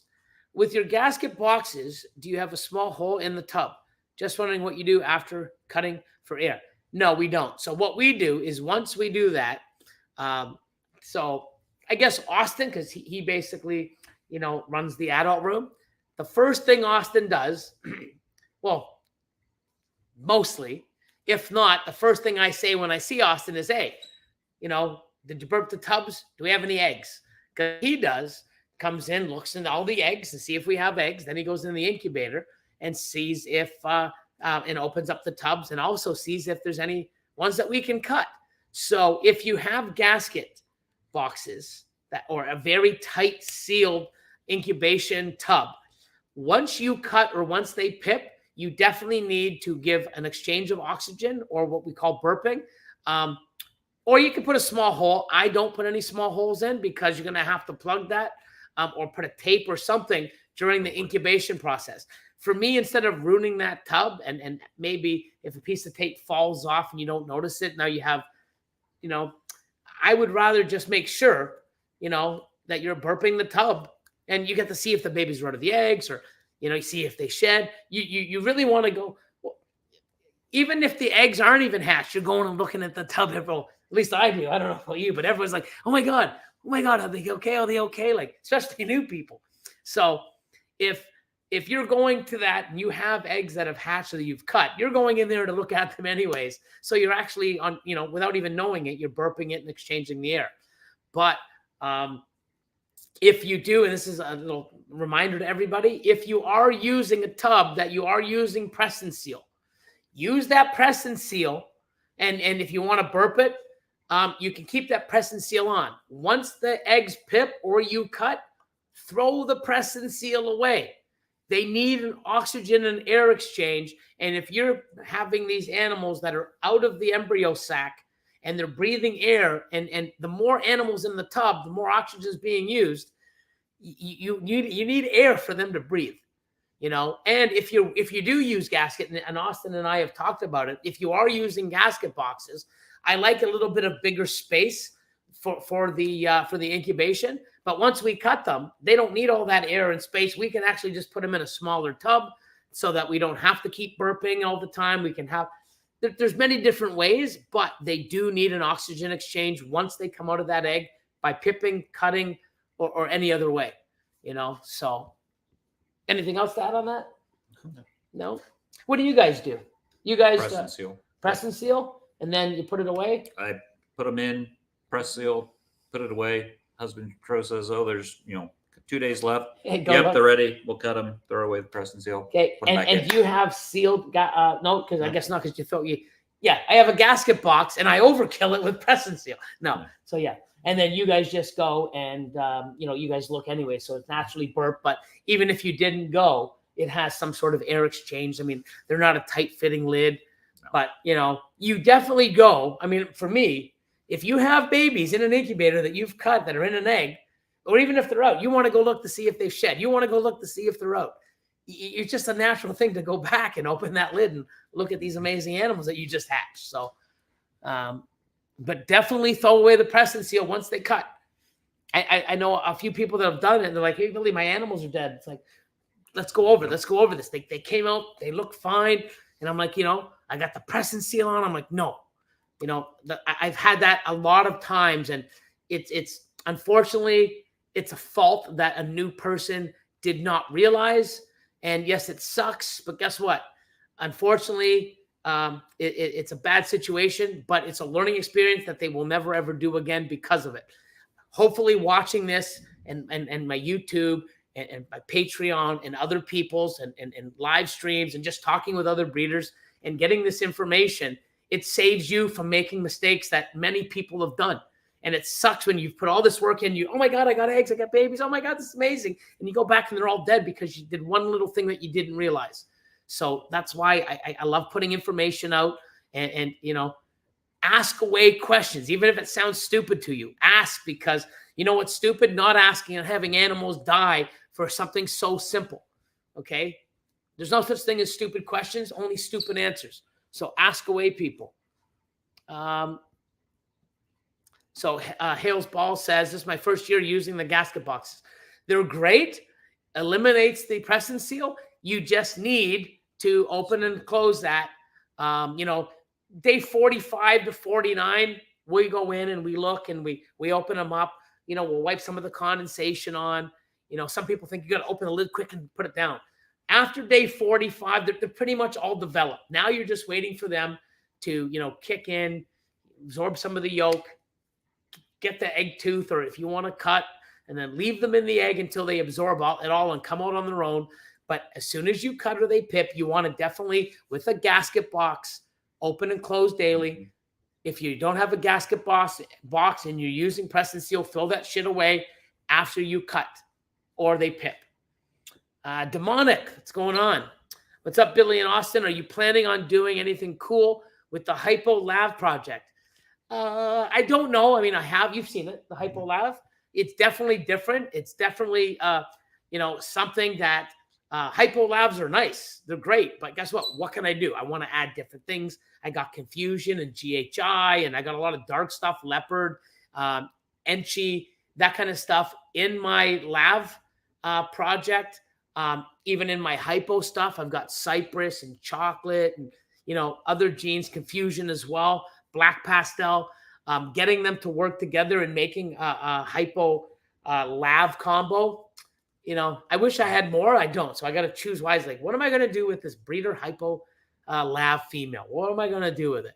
I'm definitely not putting it into Dreamsicle because I want to see, so many different things. So I'm not sure yet, but I'm glad I have one. I just don't know where to take it. And that's the thing too. Just because you have stuff doesn't mean it's good. Oh, I'm going to have this and I know exactly what to do with it. Sometimes we're like, shaking our heads, and sometimes you think you know exactly what to do. And we've known this from the chopping block. Here's my list of breedings. What do you think? And 5 people, especially, our amazing, team, or I wouldn't say team, family, on Patreon, we do a thing called the chopping block. And, here's my list. Here's my breeding plans. What do you think, guys? And guess what? Not everybody says, man, that's perfect. I wouldn't change it. No one's ever done that. Oh, you can do this. You can do that. Oh, what about this? What about that? All amazing ideas. And usually by the end, the person who puts their collection on the chopping block, people look and go, man, there's so many great ideas I didn't even see. It just gives them more information to sit back and now let me have another look and make the changes that they want to see. But it's great having different people's eyes on different things where, hey, I didn't even see that. And I do this. I've been doing this before the chopping block. It's one of the perks on Patreon that I would do that one-on-one. And, I've been doing this for years, and I'm looking at it and someone else will say, what about this? I'm like, oh shit, I didn't even see that. That's great. There's more, the more eyes on something with different perspectives and stuff, the more information you have to choose. So I think it's awesome. But lavender hypo, man, I got one. I got a lot of double head stuff and I'm still making more, but I got one breeder female. I don't know what I'm doing with it yet. But it will be cool. I just, I hope it will anyways, You can do some things that you think is cool and it turns out to be like, why the hell did I do this? Right? No, do not put this gene into this gene, We know some of those already, but hey. What else we got here? Oh, King Reptile. I'm still trying to get the hang of the ultrasound. One snake will be super easy, and the next one I can't see anything. Yeah, it's definitely something. I mean, we have some videos, but you definitely want to. I know a lot of people like to go on the top of the spine. You want to go probably not half, just it depends. As long as you get that animal, okay. And a lot of people think that you go on the top.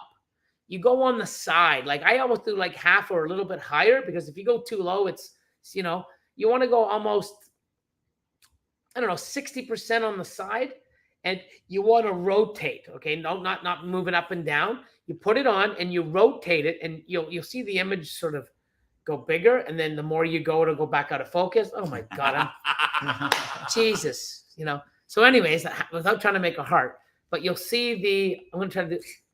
That's not a heart. It's a circle. So, anyways, this damn thing. Oh my God. How is this a heart? I mean, if your heart looks like this, please go see a cardiologist or a doctor, right? Like, look at this.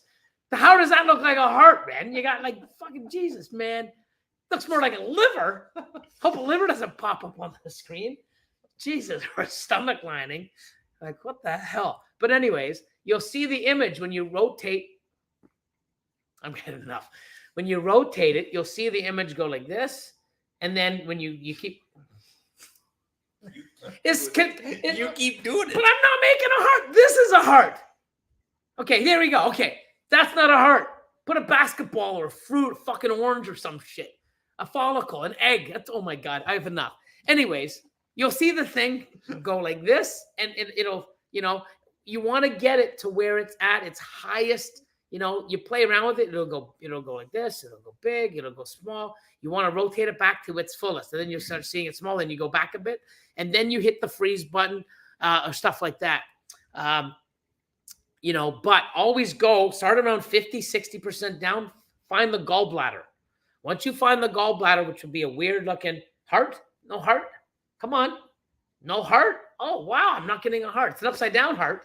Still not getting it. But if I do this, Nope. now I can't even get heart. But if I do a circle, fuck the heart. Anyways, you see what I deal with, man? It's like, man, thumbs up.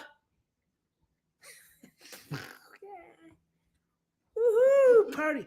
Fucking Billy. Anyways. Well, The other thing is when they're in shed too, it's hard to to get a view, and then also if they just ate recently too. So we usually wait. Yeah. If we're feeding every other week, 1 week's ultrasound week, the next week's we feeding do week. the same thing. So you don't Especially ultrasound after they eat. Yeah, I mean, if you're especially if you're trying to pick up those Itty-bitty 3, ones. 5, 6 Small mil follicles. small follicles. If they've got a belly full of shit, you ain't seeing it. Yeah. It'll mask over it. So DC says, is Husbandry Pro for small hobbyists like myself worth it? About 20 ball pythons. So I'm going to say yes, just for the fact is if you want to get into this and grow, why wait till you have 150 animals to start doing it, inputting all the stuff, use all the features like the breeding and the lineage and all the stuff. Never mind. Now I got to learn it. I spent all this time putting in hundreds of animals. Now, how do I use this?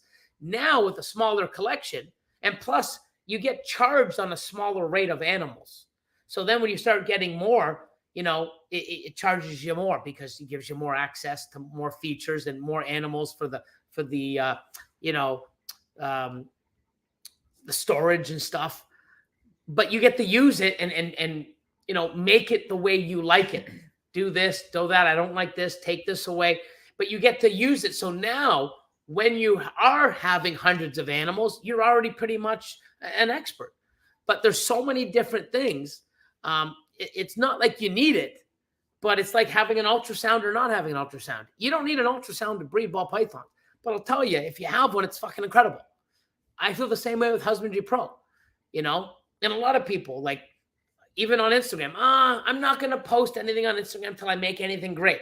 And then years go by, you don't have very good skills. You don't know how to hashtag and, you feel uncomfortable posting, and people want to see, where you were, where you came from, not waiting 2 years and then post like, where the fuck did this guy come from? His account's like 2 weeks old and he's got all this crazy shit.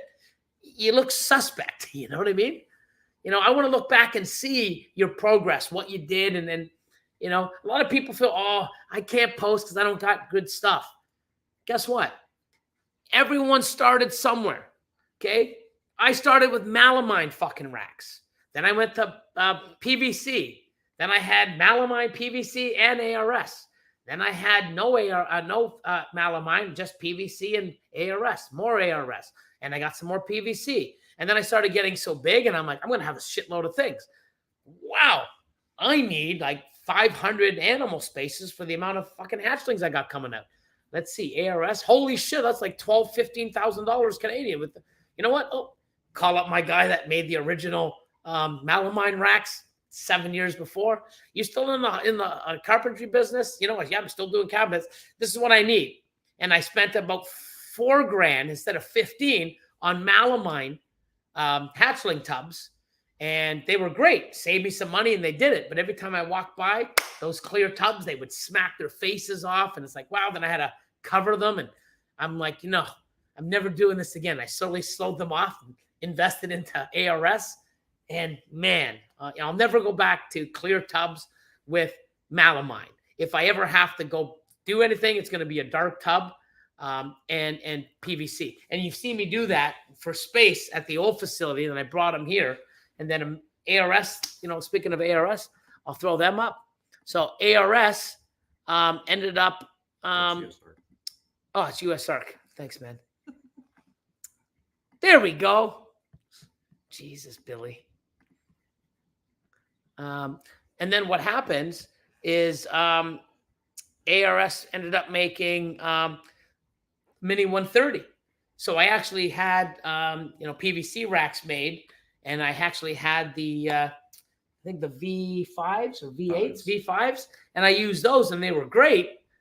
But I hated a few things, like I can't get my hand around the dish and the little holes for the side. And, guess what? ARS came out with, in my opinion, a better version, the Mini 130.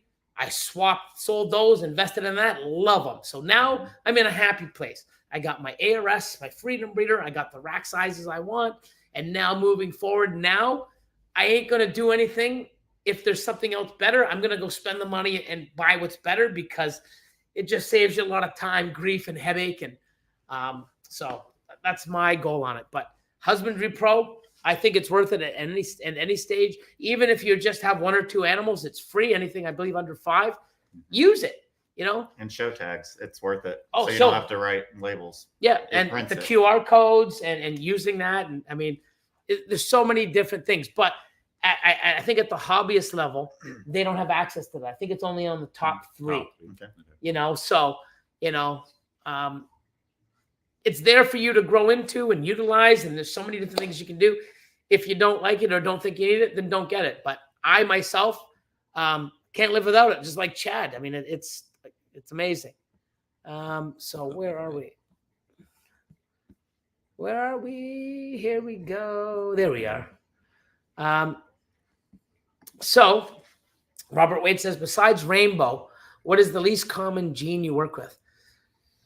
Well, rainbows are recessive for me. I have tri-stripe, and there's a few other recessive that, I'm playing with. I just, but a common gene that I don't really have, like I don't have cryptic or sunset, but then again, I mean, not cryptic, sorry, puzzle or sunset, monarch. They're just other recessives that I'm not at the point to get into. Especially the way I do things. I do it at a, I don't just buy a gene. Oh, I got an animal with sunset. Okay, what are you going to do with it? I don't know. I don't do that. You buy it in a project. So if I'm going to get into sunset, I'm going to stack sunset females or het sunset stuff, find a crazy male next year, do it properly. But doing it properly at where I'm at and how I want to do it, I mean, it's 20,000 plus to do it properly. And that could easily go to 40 or 50, because now I'm doing double hets, and I want to get into sunset. Let me just do the sunset clown route or sunset het clown with some combos. You could be paying that for an animal, $20K for an animal, never mind for a group. So, genes that I want to add into what I have now, I haven't really put much thought into that. But I don't know. I don't know on that one. Least common gene I work with. Everything I have, I sort of play around with. Like, you've seen some of the Cypress stuff that I got into a few years back. I got Cypress spot nose clowns. I got it into hypo clown. I got it into different things. Hurricane. I got hurricane into clown. I got into a lot of different other things. I got it into albino. I got it into hypo.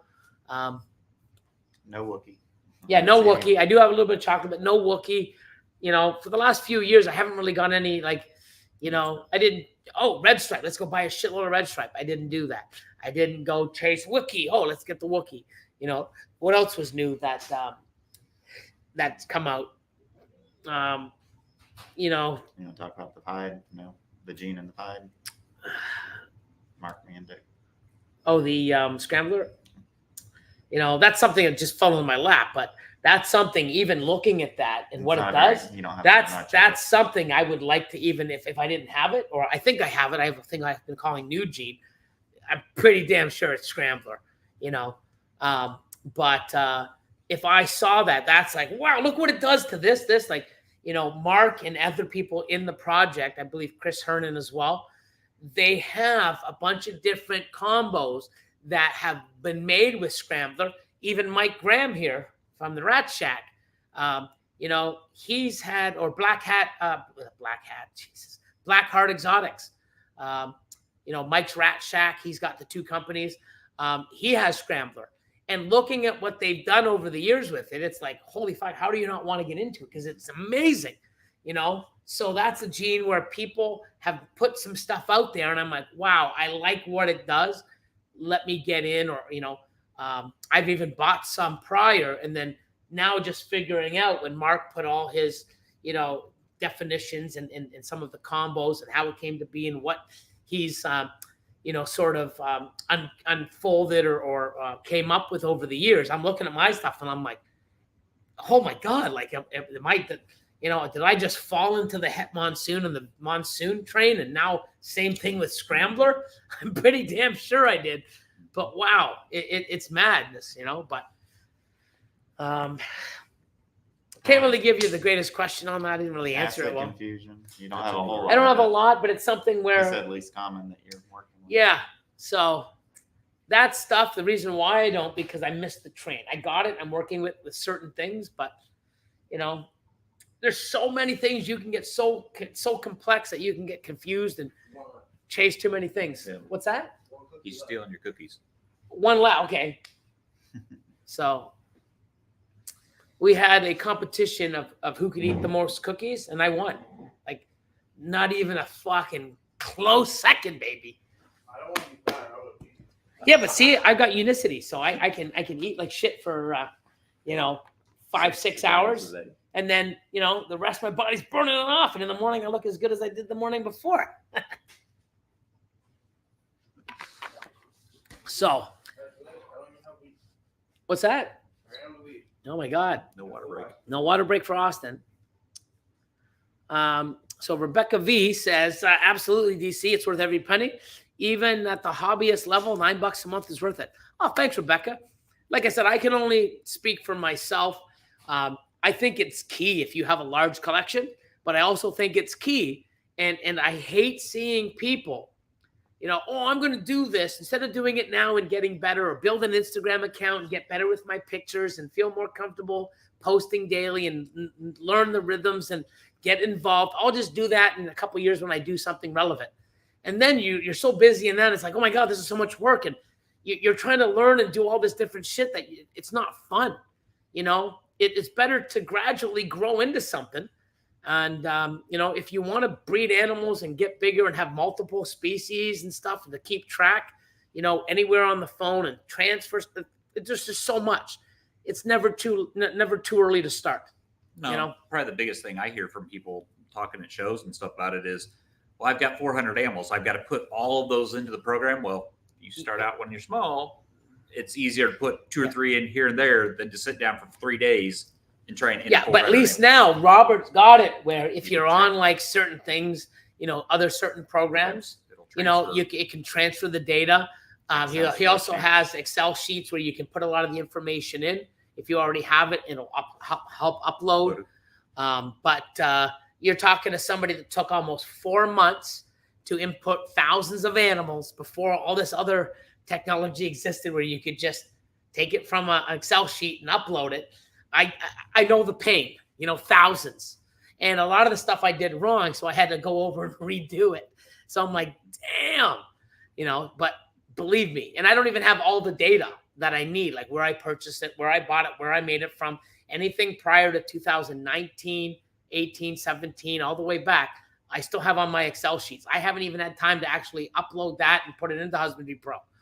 So I still, if I have to go back looking for something, or someone says, hey, I bought this animal from you, is there anything else in it? Let me look at the pairing. I have to go to my Excel sheets. But eventually when I have time, I may put it on, but believe me, whatever you have now and everything you breed, and it all gets linked, and you'll love it. Let's see. So triple is 1 in 64, and a quad head is 1 in 256. Yep. Like I said, you're missing a lot. What do? Hold stuff back. Pay more money to test it. Feed it. If it's what you need, you hold it back. You're still chasing. You're still chasing and chasing. It could take you 5 to 7 years to hit a triple or a quad visual. Could take you the first breeding season. You never know. But if you're doing triples and quads and selling everything to make money, you shouldn't be making them in the first place. And especially if you're new, no offense. If I don't know you, you don't have an Instagram, you're not, here, and I don't see the pairings, I ain't buying a high-end quad fucking female or male from anybody unless they've got, I don't have to buy from the biggest, but if you don't have an Instagram account where I can see a year of your work or 2 years, the animal's breeding, I can reach out to people that live in your area and say, hey, you know this person? Yeah. I'm not going to spend, $10,000, $15,000 from somebody that opened up a fucking Instagram and a morph market yesterday. It ain't happening. And if it does, I'm going to do my due diligence or, hey, this person, hey man, do you mind running over to their house and see if they're real? And if they are, fucking, message me and I'll fucking transfer the money today. But years and years of people on here, not even years, even a year, you're posting stuff, you're on lives, and it's something that I think it's something that you have to learn to do. Yes, it's work. Yes, it's not just buying big money animals and breeding them and selling them. You need to market yourself. You need to get out there. You need to post stuff and be a part of our community. Get into chats, learn, listen, contribute. It's not easy, but guess what? If it was easy, everybody'd be doing it. And where's the challenge? Oh, this is fucking easy. Oh, what are you doing? Oh, I'm doing the same thing. Okay, no, we got to work and we got to this and we got to miss and we got to bounce back and, we take long shots. But when it pays off, man, the gratification is awesome. Like there's nothing like it. And I've been doing this for 20 plus years and I still love it. So, Shannon, what's going on? Working tonight? If you are, don't text and drive. Oh, look who's here. EAD, buddy. Let's see. So, Leo, what to do for an egg-bound female? So, with an egg-bound female, okay, a lot of people go, well, oh, it's, 35 after, pre-lay shed. She hasn't laid. You know what? I've seen people, I've seen animals go myself, I think it's 56 days. I've had someone 63, 64, so that's an extra month after. So even if I have a female, and I just had this happen, and it was actually a breeder loan from Chris and Nick from the Reptile Ward. They brought an animal over, we bred it. It laid 3 eggs. No, not very good. So I knew they had more. So it's like, oh, you know what? Maybe she'll lay in the next couple of days. Nope. Month goes by and it's like, wow. During that month, we're soaking her, giving her electrolyte bath. We're trying to push the eggs down towards the vent. Nothing. Well, spit an egg out about 2 weeks ago. And of course, it's deflated, yellow, wet, gross. Definitely not viable. I hate putting it in the incubator because it's just going to be a rancid smell. You just grab a piece of paper towel, throw it out, clean the area, and you leave the female in because, wow, she passed 1. Great. She's got 3 more in her. Hopefully she'll pass. Another 2-3 weeks went, and I've got pictures, and I even, messaged Chris and saying, hey, look, one of the eggs was pushing down, and then it's turning sideways. So instead of being just a normal bulge, it was a bulge, and then one of the bulge was like this way. It didn't look right. So I'm like, bathe this, and I ended up getting the 1 out, and then the next 2 were hard, so I pushed the eggs back up, tried pushing them down, but I did manually get the other eggs out, and gross, and this is 2 months afterwards. If you really feel, and this is what I do, if you feel that your animal is egg bound and it's not looking good, and you don't feel comfortable trying or bathing it, take it to a vet. He's a veterinarian. What would you do? Like if someone came in and says, what would you say? Well, how many days is it after? Oh, it's 35 or 40 days. You know what? Bring it back and let it chill. Yeah. What is the day that, being in the reptile business and knowing, because you probably don't have a lot of snakes coming. Probably get worried at 60 days, maybe. So 60 days. So 2 months after supposed to lay, or from the pre-lay shed, because you might have thought it pre-lay shed and it really didn't too. Yeah, that's very good. Yeah, because there's a lot of that. Could be off. And I've even seen people have 2 sheds. 2 sheds. We just had one. I sat there and I'm like, okay, she's at day 50. Yeah. Day 52, okay, she's going into blue. And I'm like, she pre-laid, her follicles were like 4-2. So I'm like, that was pre-lay shed. Here we are, 52. Okay, now at 60. Here's another shed. I'm like, did I really mismeasure? So that's I even thought, so that's amazing because our friends did the same thing. And then all of a sudden, then literally another 9 days past that second shed, there's 7 good eggs. There you go. So, it's It's one of those things where you got to make that call. But I know that if you bring an animal and it's like, oh my God, it's a week. They're supposed to lay a week ago. I've seen animals, and I've even had people message me. Someone actually, probably in the last 3 weeks. Hey, Billy, I've had a female. She was supposed to lay like a couple weeks ago. She still has it. And he's like, I'm getting worried. I'm like, listen, I don't know the situation, this and that, but I've always let my animals do their thing. Sometimes I'll have an animal that'll lay and have one still inside of her. I'll do that. I've always had them come out. In 20 years of breeding, and let me say 15 years of breeding, multiple clutches a year, and especially now, several hundred for many years. I think I've had maybe 5, let me say 10 animals pass because of egg bound. And that's with thousands of pairings. So it's very, very minimal. But if you really feel that, you're worried or stuff, the veterinarian, like, your ball python breeder next door that has 10 years experience, we're not certified. They are. I'm just going with what my feeling, my experience is. If I had stuff, and I've used veterinarians here for stuff that, hey, we've tried to drain something, it keeps coming back, it looks like it's worse. I can't prescribe myself medicine or don't know what it is. I take it to a vet. I get cultures done. They deal with some stuff. I listen to them because they're the experts. I just know what I've done with my animals and other people's.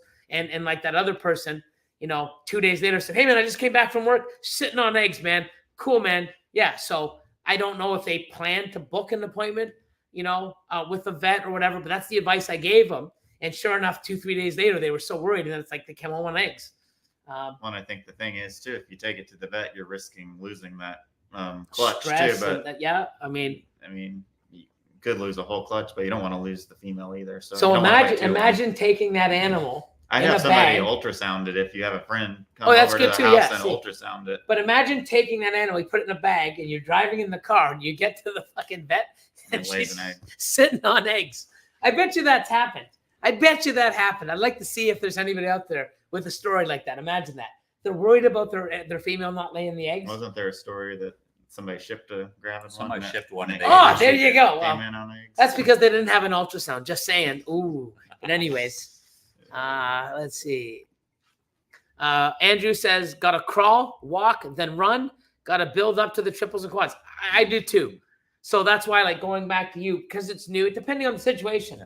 Because there's new people, like, I'll give a shout out to the conduit constrictors, Steve Sr., Steve Jr., and the rest of the fam. I mean, they came in, Rice Reptiles, Jersey Balls, Jersey guys, even Jersey Balls. But they're not really new. Yeah, that's what I'm trying to think. They merged collection. That's Chimera. Yeah. But, guys like that are new recently, they came in. It's like, hey, you know what? I like this. Let's do it right. They went and they invested in the right stuff. They had the vision. They have the sort of understanding. They did research. They've got the space, the facility. They came out and said, let's do this. Bam, bam, bam, bam, bam. And it's paying off. But you also got to realize, that they may not have anything to sell and hold back and keep buying racks, holding back. They have the infrastructure to keep growing, to maintain their growth with this stuff. And they've done phenomenally well, conduit constrictors, man, amazing stuff they're hitting, Jersey guys. I mean, like everybody, Chimera's always making amazing stuff. There's so many people we can sit and list, but if you're just going to go, I'm going to invest, $20,000, I'm going to buy a 1.3 quad hets. That's all I'm buying. I don't think it. Yeah, you're not going to get that excitement because you're just, it depends on the person too. But, like Andrew said, crawl, walk, then run. You'd like to be here, but if you're here, there's other things that you need to do, and you can eventually get there. So it's a tough one. Let's see. John Feely, what's going on? Let's see. Let's see. Ball Wars says, what's up, everyone? Hope all is well. I do voices on my channel, including Yoda. I just do fucking animal fucking noises like hee-haw, and bab, sheep, and all this other stuff when I go on a rant. But, maybe I should get Yoda in the mix. Maybe I should call and maybe you can give me some Yoda pointers. So, here, Odds Gods, what's up, my man? 4 years to make some double hets and 4 more years to grow them up. Now you have a chance to hit the odds. Fun game, hey? Yeah. So. Depends if their belly's good water odds or. Yeah. I mean, like, odds. So. Oh, yeah, look. So, Paul says, what's up, boys? It was a pleasure meeting you guys in person. Awesome. TRM Exotics, what's going on? So Strictly Strange Snakes. Thinking of moving to Canada from the States. Any idea how difficult to get 30 snakes over the border will be? It won't be difficult. You can reach out to, there's a lot of shippers in the U.S. I know Sam from Reptile Express here in Canada. You want to reach out to him. He can give you an idea. There's other guys, Mirdo Importations. There's guys in the U.S. Ask.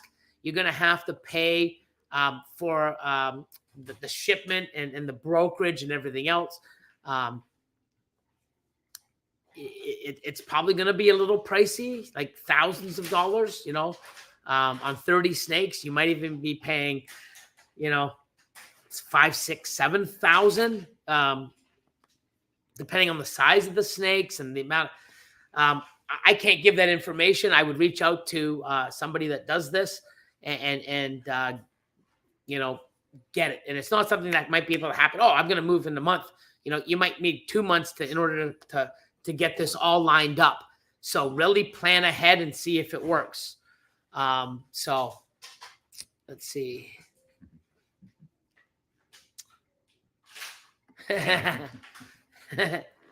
Canadian Rufia, Jack Asters. Oh my God. Bear says, hey, Scott and Jordan, what's going on? Look at this, man. So I'm just gonna. Oh man, what's up, man? P&P in the house. Virgil, what's going on, man? Let's see. Hope to see both you guys on the live on Friday.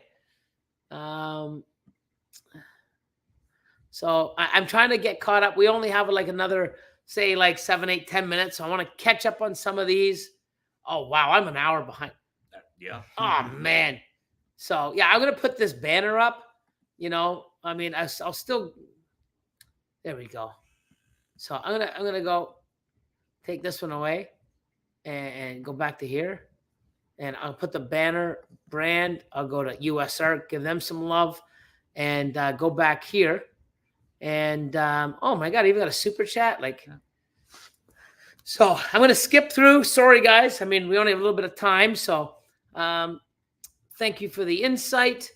There's a couple of triple recessive I'd like to work with. I'm definitely going to work with projects that aren't as difficult to hit, but love to see. Yeah, this is just suggestions, but we'd like to let you know that, oh, this is what I got. Oh, I didn't know I had all this involved. It's crawl, walk, run. So I'm going to do a video on that. So Austin, how to set up egg boxes with just water. How we do it, how we'll do the whole process, even like taking them out and giving our feedback. Cause like I said, it's new for us, but so far we're loving it, So, Scott, what's going on, man? Hope all is well. Static in the house. Oh, Static is the one that gave us some love. Look at this. Appreciate it. So David says, I do a small hole on the side of the egg bin with a well-ventilated incubator. I don't even get condensation much. So whatever works. And the legend in the house, Brian Gundy. How you doing, sir? Thanks for popping in. Hope he's still here. That's another thing, too. You talk now, people are gone.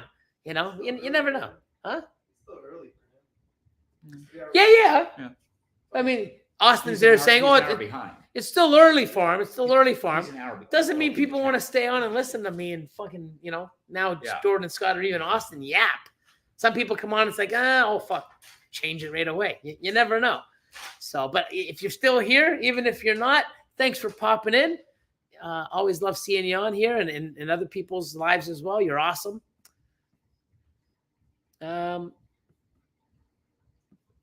So, Kilburn reptiles. After the pip or cut, do you just put them in a new container with holes, or do you use the moist paper towels or cocoa? So this now, so before when I incubate on vermiculite, I have the tray in the vermiculite where Jordan and Scott, they put their eggs right in the vermiculite. So I've never done it that way. I've always done it on some sort of like light diffuser. Now that the egg trays are out, I've been using those. That way I don't have to worry about how much water or this or that. So I'm doing it the easy way where there's, it's really foolproof. But now getting rid of the vermiculite, only using the water, we have to have some sort of substrate or something in that. So I want them off the trays. If I take the tray out, all I have is water. Now we empty some of the water out, put cocoa, so that when the eggs are on, they're not sitting in water, they're sitting on top of, and even if they get wet at this point, once I've cut them, it doesn't matter. So once the animal crawls out, it's not crawling out in the ½ inch of water, it's crawling out onto, a warm, moist, or even dry, depending, cocoa husk. So I know people that do paper towel. That's an option for us also. We're deciding to use the cocoa for now. Maybe we'll try some, Austin, with some paper towel and see what we like. But I know when you use paper towel and it's wet after a while, it's moldy and it's yellowy and then it stinks with the but then we don't know what the fucking cocoa is gonna do either. It could be like, oh, nasty. You never know. You should be okay. I mean, we used to, when we first started, we'd cut them, wait till they crawled out, take them, get rid of the vermiculite, put a new tub in with water, paper towel, put them on that until they shed it out. Well, like you said, you're getting moldy paper towel. There is, like I said, a little bit of smell, but now I'm cleaning 2 boxes. So now I just let them crawl. I'm trying to do this so we don't have to clean this. I let them crawl right out on the vermiculite now. Yeah. Wait till they shed. That's what we've done. And then take them. But the vermiculite, then you got, and also when you put them away, what are you doing? You're rinsing off the animals. You're rinsing off the Easy Hatch tray. You're scrubbing the tub. You got all this. And for us, you've seen it. When we have the vermiculite with the water, it's still wet. I don't want to just pour that into the garbage because it's heavy. We sort of shake it up and we lay it down so it airs out for a few days.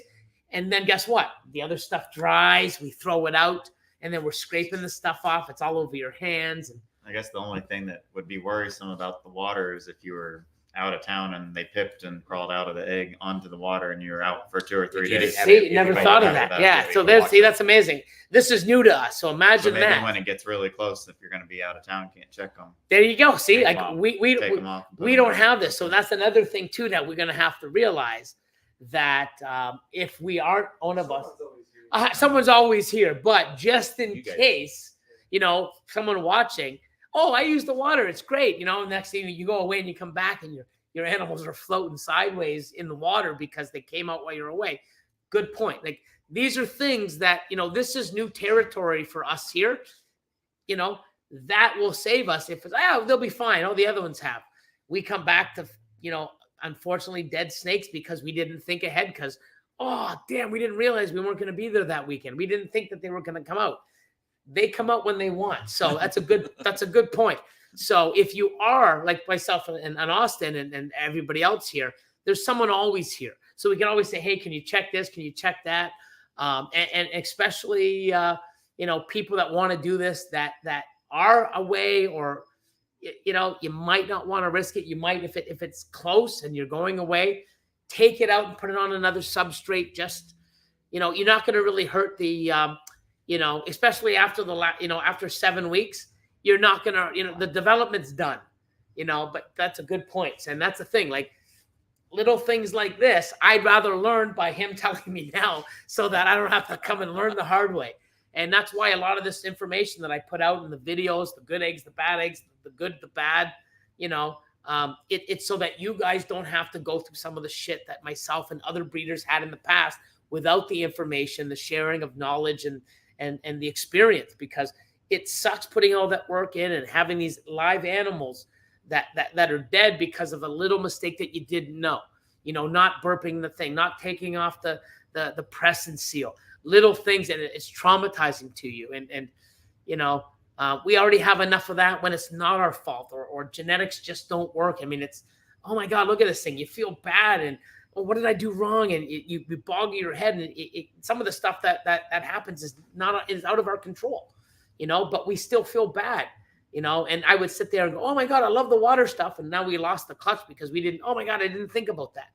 Great point. So sharing, man, sharing and networking and understanding and learning, man, and sharing, like I'm going to share how our experience is, what we've done.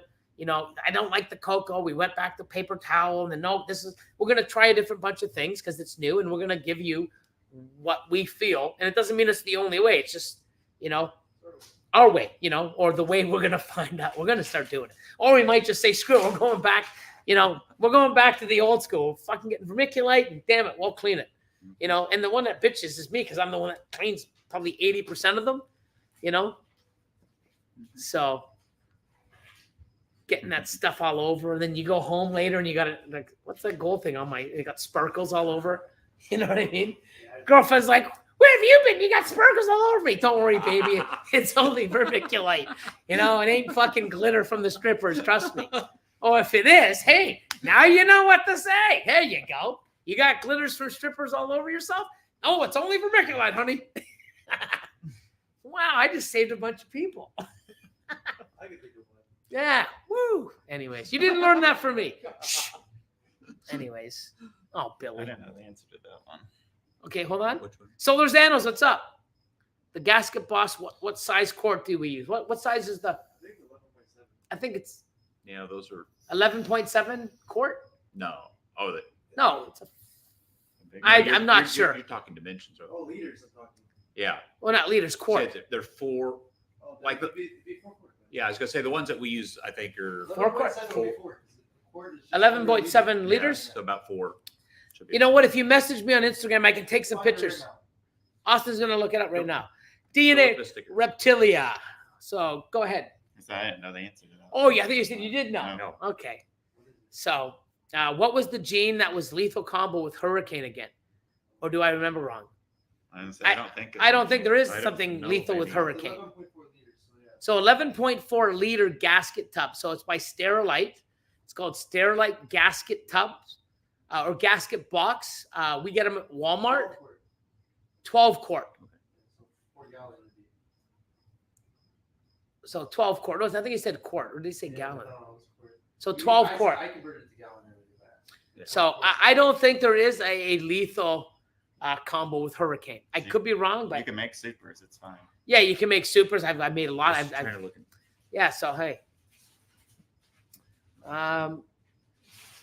Yeah. See. Yeah, well, so evidently Manjit doesn't know you that well because getting a word in next to you is slim. to I none. talk a lot. Yeah. I try. You know what I mean? Oh, look who's here, man. My man Alex. What's There's up, Alex. Florida born? Happy Monday. Say hi to Sandra for me. Oh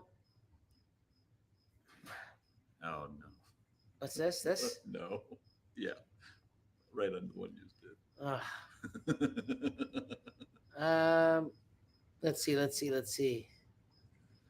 Ultrasound machine. So I'm going to go for a little bit longer. Ultrasound machine. I get the one. It's called the Caxon 5600V. Has a foot pedal charger. It's a little higher end. It's the one that Breeder Circle sells for, I think, $2,600 in that range. You get a discount when you're on your Patreon. Getting it right from the manufacturer is a big savings. But if you're just getting into something, there's a lot on Amazon that's a little computer-based. I think it's called Contech. There's a few different ones out there. I can't really give you any context on them because the one I've used is works great. Many people use it in the industry. I can't really compare it because I've never used the other. We're only looking for follicle sizes and what's going on inside. We're not trying to see arteries or valves or some of the ones that are out there can do way more than we use it as the basic, like the settings I do. I just jam everything there, hit the on button, and I go to town. That's it. There's so many different things, and you can dial it in and fine tune it. And so I know the Caxton 5600V is awesome. I recommend it, but it is pricey. You can't get something half the price. You might want to get into a Facebook group or ask some people in another chat, or even on here if people answer that I haven't got to, and they'll give you some feedback. So we use the Butterfly IQ, but it's a handheld. It's expensive though. Yeah. But I use it for other things. So. Yeah, I saw that. Look at that. Your your hoggies are over 100, man. They're getting bigger. Look at you go. So Bear says, I can't even imagine doing this without HP. And I'm not nearly using all the features. No, neither am I. And, look, Bash Coder. What's going on, man? What's up? How you doing, brother? Thanks for popping in. Let's see. I bet you Catherine still has nightmares about putting Billy's collection into HP. Yeah, her, myself, Alex, Callie, so many. And you're still tweaking it. I'm still tweaking it, yeah. I actually have Robert coming over next week, hopefully the week after, to come and I start wanting to use a lot of stuff. How do we do this? What's the best way? How do you do this? Oh, there's a better way? No, please tell me. Yeah, I want to be more efficient with it, learn more stuff, and, I'm going to work on it. And I'll let you know. That way, the more I know and the easier shortcuts and stuff that I use, I can share with you guys also. Sharing is caring. So Atomic Wedgie says, thanks, Scott and Jordan, for getting us started. Oh, started on the ball time. Awesome. Yeah. Look at that. Getting some love and shout outs. I try. No, it's awesome. I mean, it's amazing, right? And that's so cool. Getting a shout out on the show. Yeah, look at that. That's awesome. Look at this, man. Love it. Love it. It means you're doing something right. Every now and then, when I don't follow you. No. Billy, you and I are separated by a bridge in the Niagara River. Yeah, man, don't make excuses, Mr. New York. Get your ass over here one day. Just call and let me know that you're coming, and we'll arrange it. Come on over. No? Fucking Chad. Let's see. Oh, Shannon says, no work tonight for me, but I'll be out of the truck and into the operations manager position at the end of the week. Oh, look at you. Look at you moving up. Pay raise. You know what pay raise means? More animals. Yay. Spend money. Morph market. Yeah. Loving it. So Savage Critters says, not even breeding yet, but by the time I do, I should have a solid base of people who have followed me for years to offer my animals to first, probably the smartest thing my mom has made me do. So how old are you, Savage Critters? If you don't mind me asking. But definitely, people think that you just do one thing. You buy animals, you breed them. You got to work it. It's a business. You got to advertise yourself. You got to market yourself. You got to get a part of the community. And being in a part of the community, whether it's chat like this, a Patreon, a Facebook group, you get to interact with people. You get to learn. If you listen, you get to, listen to other people's questions that you might not even have thought of and learned. Just like tonight, that little thing that Jordan said, hey, well, you know what? If you're away and they come out and pip, they're in water. Wow. I listen, I learn. And I didn't even come up with that.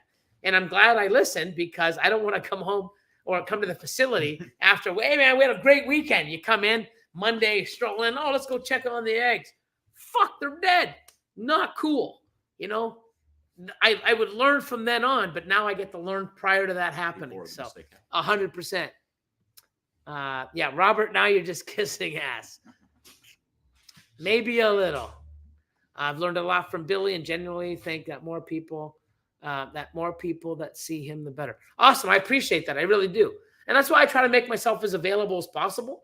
And just like here, how many people were here walking around the collection, 40, 50. asking, 40, 50 people, asking this. We're talking about shit. I'm helping people, what do you got? Let's do this. And you guys were giving advice as well to people. And I mean, it's just awesome, right? Like a bunch of people, experienced, non-experienced, and in the middle, hanging out, talking snakes, looking at stuff. And I love to be a part of that. And I appreciate all you guys,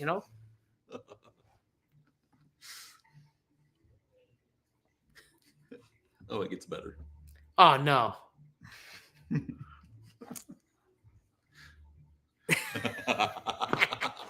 Oh, my God. Look at you fucking animals. So Morph Mafia says, what's up, guys? Loving the info. Definitely paying attention. Awesome. So Let's see. Mr. Gundy. Eric, Quebec Reptiles. Awesome. Where do you ship your sheds for testing in Canada? Right where you are, Montreal. Heather. I bet I should. I just messaged her. I mean, what's the genetic testing? well, No, genetic testing Canada. Canada. I think it's called Genetic Testing Canada. I should know. I'll message Heather tomorrow and I'll get it and I'll put it underneath the in the description below. I think it's on Facebook under. It's on Facebook under. I'm pretty sure it's Genetic Testing Canada. Genetic Testing Canada on Facebook. So message Heather and tell her I sent you. And hopefully I got the right one. I didn't butcher it. But I should know it so that I can help promote it for us Canadians so that,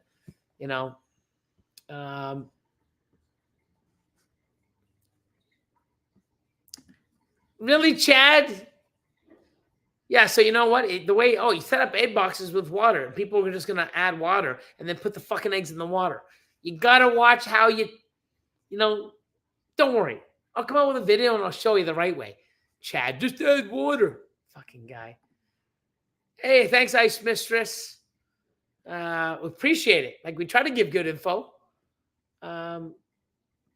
So didn't see you on Sunday's Expo. I was there earlier in the day, actually. I brought Jordan and Scott to look around and saw one of our smaller expos, plants and reptiles and bugs and all the other cool stuff. And we were there in the morning and then we came back here because I had a barbecue and a sale here. And like I said, I had 40, 50 people over and it was just a great day to hang out. And, it was cool. Let's see. I'm just going to skip over some stuff because I got to get out of here. Look at this, man. You guys are rock stars tonight. Genetic Genesis rocks. Rock and roll. No, it's like, no, really, Billy? Atomic's like, what the fuck did I start? Oh my God, Bergman's here. What's up? Now it's going to hell. Okay, see you guys. Time to go. Later. No outro either. Bye. What's up, James?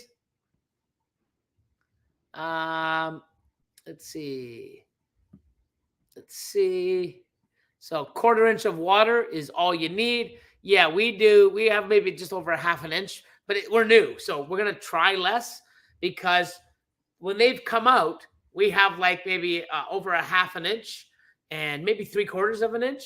And now that 30 or 60 days is up, 52 or 50, whatever, there's still that much water. So the water didn't really evaporate. So we're going to start trying a little bit less. If it's evaporating, you have a good seal. 100%. So we're new. This is new for us. So now we're going to sort of learn from this and get better at it or say, screw this shit. We're going back to the original. Let's see. In the house. Sharing is caring. Depend what you're sharing, bro. Some of the stuff you've shared, we don't care. And I wish I'm scarred for life on some of them. And I get reminded by fucking Andrew at Powerhouse. He shares too much of your shit. James's stuff. Jesus, man. TMI. Yeah, too much. Oh, man. Oh, my God. But anyways.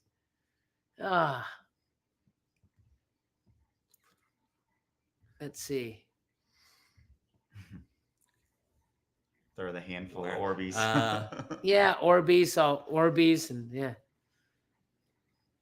Anyways, Rare Genetics Inc. Hey, y'all. Hope everyone's having an awesome night. Right back at you. Upstate's comment about the Where's that? right under it. Okay. I'm really interested in the wireless ultrasound by Eagleview. Be very careful. I've played with a few of them for work, and the Bluetooth/wireless ones that aren't connected to anything, your picture quality goes way south. I wouldn't recommend it, but like I said, I've and tried for a few work. for work. So what have you done like so we were looking for new ones when we were redoing a bunch of our ones for each unit at the pediatric hospital, and so we tried different ones. They're not as far as your handheld that you don't have an actual laptop like the KX and like Billy's talking about. The Butterfly that we have right now that we use is kind of the gold standard in standalone portable ultrasound. But like I said, you're looking about $3,500 for those. Right, compared to the Kayaxin is $5,600 or No, cheaper. It's not $5,600. Not It's 5600. not $5,600. Oh, the kayak. No, the Kayaxin $5,600. Oh, the model. You made number. it sound like it was $5,600. No, so I'm saying the Kayaxin $5,600 is cheaper, like Cheaper, $2,600. Yeah. $2,600, and with the Patreon discount, it's below $2,000 shipped. Yeah. So they use an even higher one, but using that model there. I'd have to go back to the house and look, but one of the collections of ball pythons we bought came with a wireless one. And we can't get it connected. It said use this app, so I downloaded this app. Won't connect. Well, use this app. Won't connect. I contacted the company. Oh, well, you got to use this app.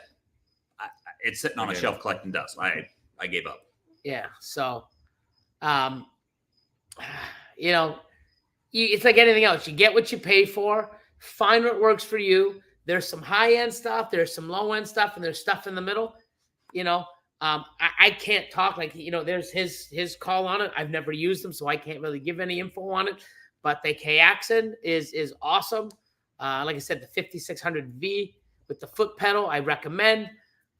So it is pricey, but not as pricey as that. And there are other ones out there. We're not really looking for anything super crazy. It's just follicle size and measuring it. So you can just do what works for you. But if you do invest in better stuff, you ain't going to lose. So let's see. Thank you so much. Appreciate it, Kilburn. Let me just see. I'm really, so Scavenge. Scales Unleashed. Hey, Billy, wish I could have swung by yesterday. Remember Patrick that was here? You met so many people. So his dad was supposed to come. So when I see Scales Unleashed, it's either his son Patrick or Scott, and okay. I know he wasn't here. So I know Scales Unleashed, this is his dad. Okay. And, I hope Patrick said that to say hi and sorry I missed you, or sorry that you didn't come. You probably didn't. So I'll just say it here now from the horse's mouth. Work always gets in the way. At least Pat was able to swing by. Heard it was an awesome time and great people attended. 100%. It was awesome. So next time you got to be one of those great fucking people. Come on. But I haven't seen you in a while. Come on out. Regardless, if you're around the area during the day or, anything like that, come on out. It's been a while. With a bunch of people around, you're never worried about the biosecurity part of things, like mites hiding, hitching rides on their clothes from home, etc. It is something that I've always had to sort of deal with. So I've been at this facility now for almost 4 years, the other facility for 6. So 10 years of having people come in. Now, as far as the biosecurity, every room has a hand sanitizer. Most people are opening up the bins. They're not taking out the animals and looking at them. We have somebody in the room. So I have cameras everywhere. I think that people that do come over, they're very respectful. If they want to ask, and most people say, hey, Billy, can I see this animal? Sure. They're not just going in there and grabbing them and trying to make their own breeding plans. And hey, I think Billy should breed these. Let me breed them together now. But yes, there always is a risk. And I decided to take that risk many years ago because I want to see people see what they're capable of doing. Here's what it looks like. You know, I've had people come in, oh my God, do you have any VPI xanthics? I love them. They look so amazing. I love them. You know, here's a baby. Here's it at a year. Here's it at an adult. Oh my God, like why? Or even pastel clowns. Oh my God, they're so vibrant. Here's an adult. Why? What happened to it? You know, explaining to them, seeing the difference, seeing different things in different combos, seeing things age as a baby and then as an adult in the positive way. Like, oh my God, yeah. So just seeing what people are capable of and what I've done, and especially here, I like giving a pretty good tour and explaining. I don't, like you said, I don't shut up. I'll talk your ear off. If you have questions, I'll answer it. I'll show you. You don't know how to ultrasound? Come here. Here's how to ultrasound. I really want to give people, you know, all of me and everything I've done. I don't have, like, have you seen special rooms or, you know. You got 7 tubs back there that say do not open. Yeah. You know why? So no, and it's only 6. So I do. So it is true. I have 6 tubs in the back that says do not open. And the reason is while we were getting prepared for the day, I asked them to give me a hand because I don't know what I was doing something because it was pretty chaotic. That's me and Austin. Prior to the opening. So Austin and Jordan went in, and you know, Austin doesn't like to work with it. So, you know, he's like, oh, I will, because they're sort of used to it. And my Mexican black king snake breeders. They decided to fly out of the tub. Fly out of the tub, latch onto you for about 10 minutes. Got almost halfway in the rack. Oh, in the rack. Yeah, Pulled it out, latched onto them, and in the sink for about 5 or 10 minutes, trying to water under it, trying to get the animal off. So the last thing I want to do is basically have people over. 40 people. Oh, what's in this tub? Latching onto them, and so yeah, he you know, it better him than me. He took one for the team very well. So yeah, so those do not open is because of that. But you know, my facility is an open facility. You know, you book, you come, I'll show you. What about this? What about that? You know, as far as mites though, I would say it'd be pretty hard for it to travel that far. They're species specific, so they're not going to live on your skin. They're only going to live on snakes. Yeah, but they can hop on your sweater for a period of time. For a small period of time. Yeah, but usually. But have you ever had mites after a big showcase? No. And how many do you do? Quite a few. But not only that, like people coming in and stuff, and it is a risk, but no more risk than an expo though. Oh, 100%. Like, you know, I have more risk at an expo. Going to an expo with my animals than coming back. Yep. Than having, you know, people over. And most of the people that come, I don't say, oh, you have to be a breeder and you have to be this pedigree. Like, I have people come in very first, you know, people that come, I advertise, they come just to meet me and the team, or just come and say, hey, and ask questions or buy animals. And, you know, it's not like, oh, you have to be a qualified breeder and this many in order to come to my facility. No, you could come off the street and I don't know you, and I'll give you my time and show you my facility. I've done this and risked my collection, if you want to say risk, for 10 years. I've had no issues. And, you know, I think to me, it's worth it because I want to give, just like me being here with my time, even though I'm 20 minutes past, I give you my time. I do this. It's just a way for me to connect and teach people and show people what they're capable of.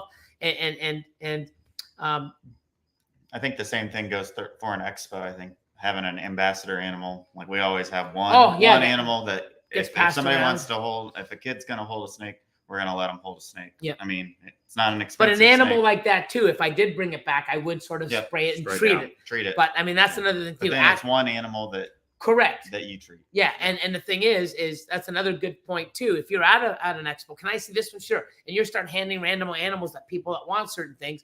Now you're risking that biosecurity where you have one animal that people can look and touch and do that over a day. Now, you know, when that animal comes back, you treat the one animal or quarantine it or spray it with, you know, like how I do it, just to make sure.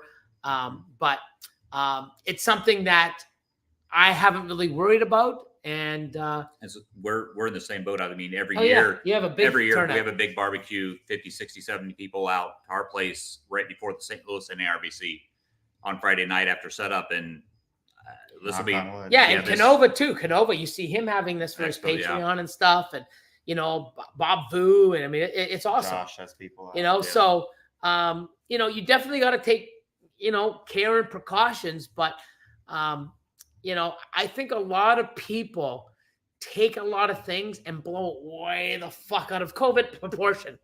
But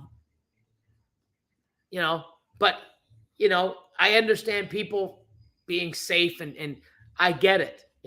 I just choose to do what I do. It's a choice. Doesn't mean you have to do it. If I say, hey, can I come see your facility? And you say, no, I don't have people over. I respect that because that's what you want to do, And if you think I'm an idiot for doing what I do, okay, then do that. But I do it because it's what I want to do and it's what I feel comfortable with. That's simple. But a great question, Shannon.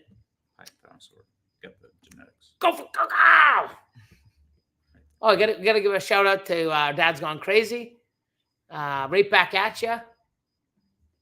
Oh, there you go. Thank you. Ball Python Genetics Canada. Eric or anyone watching that's in Canada, you can reach out to Heather at Ball Python Genetics Canada on Facebook and message them, or you'll see everything and they'll give you the what's necessary and what to do in order to get your sheds to her to test. Good night. Good night. Hold on. Oh, Jesus. Thanks, TRM. You see what he's saying? Fucking James. That dink. You listen to him? Oh, no, I don't. I don't listen to him, but I can read his he was shit. He was giving his personal stats, it looked like. Oh, my God. Oh, my God. I'm not going to go there. Parkside, man. Appreciate you. Later. Oh, I actually caught up. Yay. Holy cow. Okay, hold on. Ultrasound. Do you still feed every 2 weeks? Yes. So they've seen, and then they sort of do the same thing. Now I have my very hatchling racks in my mini 130. It's actually a 170 because I got 4 extra levels. I feed my hatchlings, from out of the egg to about 250, 300 gram range every week. And then once they go into the 10 series or higher, I'm pretty much every 2 weeks. Now with my adults, the odd week, that's an off week from the feeding, we'll go and we'll feed the ones that are building follicles that we've already paired to give them some extra meals for the process of breeding. But I've never had many issues with, I mean, I breed several hundred animals and I get several hundred clutches a year. My animals grow, they breed, they get back on food, and they repeat year after year after year. I just had an animal, 24 years old, lay 9 eggs. So longevity, I really do believe most people are overfeeding their ball pythons. They, their metabolism and their digestive system is 10 to 14 days. They don't eat 52 fucking times a year in the wild. They're lucky to eat 10 to 20 times. I believe, don't quote me on this, but I believe, was it MJ or somebody said that Mark Bailey, might have even been Will from Royal Canadian Reptile, Will Morose, says Mark Bailey feeds his adults, I think 8 to 10 times a year. A large meal. I'm pretty sure, don't quote me, but one of the big breeders, I'm pretty sure it's Mark Bailey, we are overfeeding these ball pythons. And before that, why we feed weekly or every 4 or 5 days is because most of the colubrids have a fast metabolism, need that food and its source. They're more active, they need it. And we're basically feeding our ball pythons like snakes that are fucking active that have a faster metabolism. We had to learn from somewhere. Well, I've been breeding for many years and feeding for many years every week. Females go off of food. Oh, it's, it's that 1,000 gram wall. I haven't had a 1,000 gram wall in 5 fucking years. I've been breeding. I'm feeding every 2 weeks for over 6 years now. I think it's better for the animals. Well, at least for me, it's what I'm going to do, and I'm going to do that forever. And it's fact. Dr. Warren Booth, shout out. That's when I guess you guys said, hey, man, that makes sense. And these guys have, medical backgrounds and genetics and veterinarian and, the shit makes sense, And why are we in a rush to fucking get them to size? How many animals have come back dead or not breeding because they're over fucking weight? Well, it's like, and I think some of it, they say, even in the papers, they say the organs can't grow, so the heart isn't growing fast enough to keep up with the body length, and so when it doesn't grow and you get a sudden death, and this is science, right? It's probably a heart attack. Yeah, this is science. This isn't just it's like we lost. I had made some double hets there a couple years ago and held back all the females for that project, and then literally at 400 grams, right? Like 350, 400 grams, and went out one day and opened up the tubs. One of them's belly up. I'm like, crap. So take it over to Mizzou, have them cut it. The first two things on the necropsy report was a fatty liver and morbidly obese. A 400-gram hatchling being fed every week. And when I say fed every week, we're talking like a fuzzy. Not even not a big meal, a tiny meal. So, it's like if you're feeding an animal that can't digest, and you're feeding it again before it's digesting, it's not resting. That animal's under constant stress, and if your organs and your, it's not good. And I'm just putting information out. You do it what you do. I know so many people, not only on my Patreon that have listened to this, that have done that. Some people change it up. They feed their animals every week to 500, from 500 to 1,000. They feed, every 10 days. And anything that's over 1,000, they feed every 2 weeks. People change it up. I'm just putting information out and tell you what I do and what I'm going to do and why I like it. I do not have any 1,000-gram walls, and you look on my red clips in my hatchling room. You were in there in my whole back room. I have on that one wall, I have 420 animals. I don't even. No, that was the hatchling. That was the hatchling. In the other room, I don't even think I have one animal that hasn't eaten in the last several months. Every single one of those animals, every 2 weeks, I don't have any animals that haven't eaten. And in the one, I had to do one assist feed on over 500 hatchlings. Over 500 hatchlings, and it's still a hatchling. And the reason why is I don't like my hatchlings to go 2 or 3 weeks or longer. 2 weeks, 3 weeks, 100%. I want to get that animal something, and I want to make sure that it's getting some nutrients and it's not lethargic, and it's getting something to trigger that food response. Oh, I'll just wait till it eats, and then fucking 6, 7, 8 weeks later, if it's still alive, it does eat because it needs to, and it'll die trying to eat that animal because it doesn't have any energy reserve. It'll eat to survive and die to survive. You need to do things. And I just put it out what I do. I don't hide anything I do. I show people how I do it. They do things a little different sometimes. And great. Do what fucking works for you. But at the end of the day, learn and do what's best for the fucking animal. Number one. That's just the way I look at it. But I know we have a few more things. Good night. Good night, Stat. I didn't see you. You should have came to the barbecue, my man. I missed you. Double KB morphs.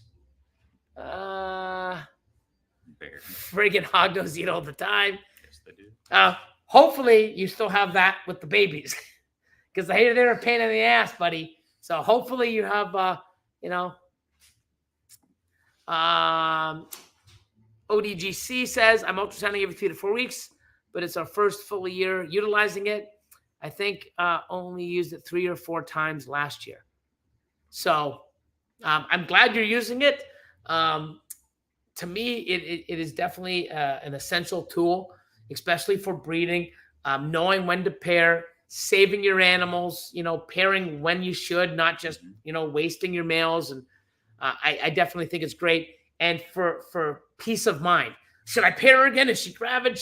Is she breeding? Well, you do that times 10 animals, you're going to drive yourself nuts. Let's see. Every 2 weeks from the start, rarely do I have not anything to eat. I've never hit the 1,000-gram wall. Awesome. Yeah.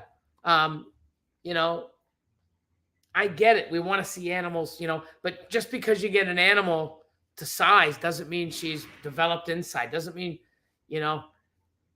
it's, I'm happy knowing that my animals are more mobile. Their food response is more active. Almost to the point where it's like, even today, you open up that tub, it's coming out for the food. If you feed every week, you're like, come on, dude, here. Like, it's sitting there going like, oh, fuck, not another one. Like, that's just my point.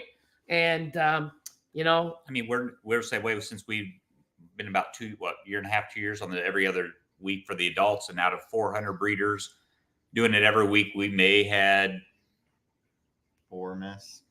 Yeah, well, before going to the every other week feeding, we were maybe, I'd say, a third of those 400 wouldn't eat. And now we may have 4 that don't take. And that's normally because of in shed, coming out of shed. And they eat the next time. Yeah, and then they'll eat the next time. So, I mean, it's. And I said, I've been doing this for years. You guys got 2. down. I've got 5 or 6 years under my belt doing this. I am happy and I will never change, And, so anyways, we'll give you the outro. I'm out. We're out too. Thank you, man. I appreciate you, Bear. And I'll do the outro. And we'll see you next week. And guess what? My channel. My channel. My content. My channel, my content.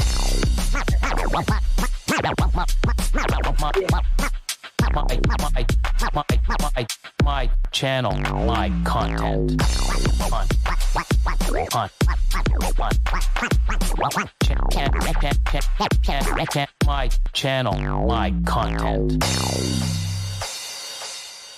Yeah, I don't know. I'm throwing up gang signs. I'm gonna set something like, "What the fuck did he say? What the, I don't know." It was clear. It's supposed to be EAD. You know what I mean? But hey, I don't want to be throwing up some gang signs to some, it's like, what the fuck that white guy do? Let's go kill that vato. Anyways, good night, everybody. You guys are awesome. Thanks for all your love and support. I already did that, right? I'll do it one more time. Have an awesome week. See you next week. Bye.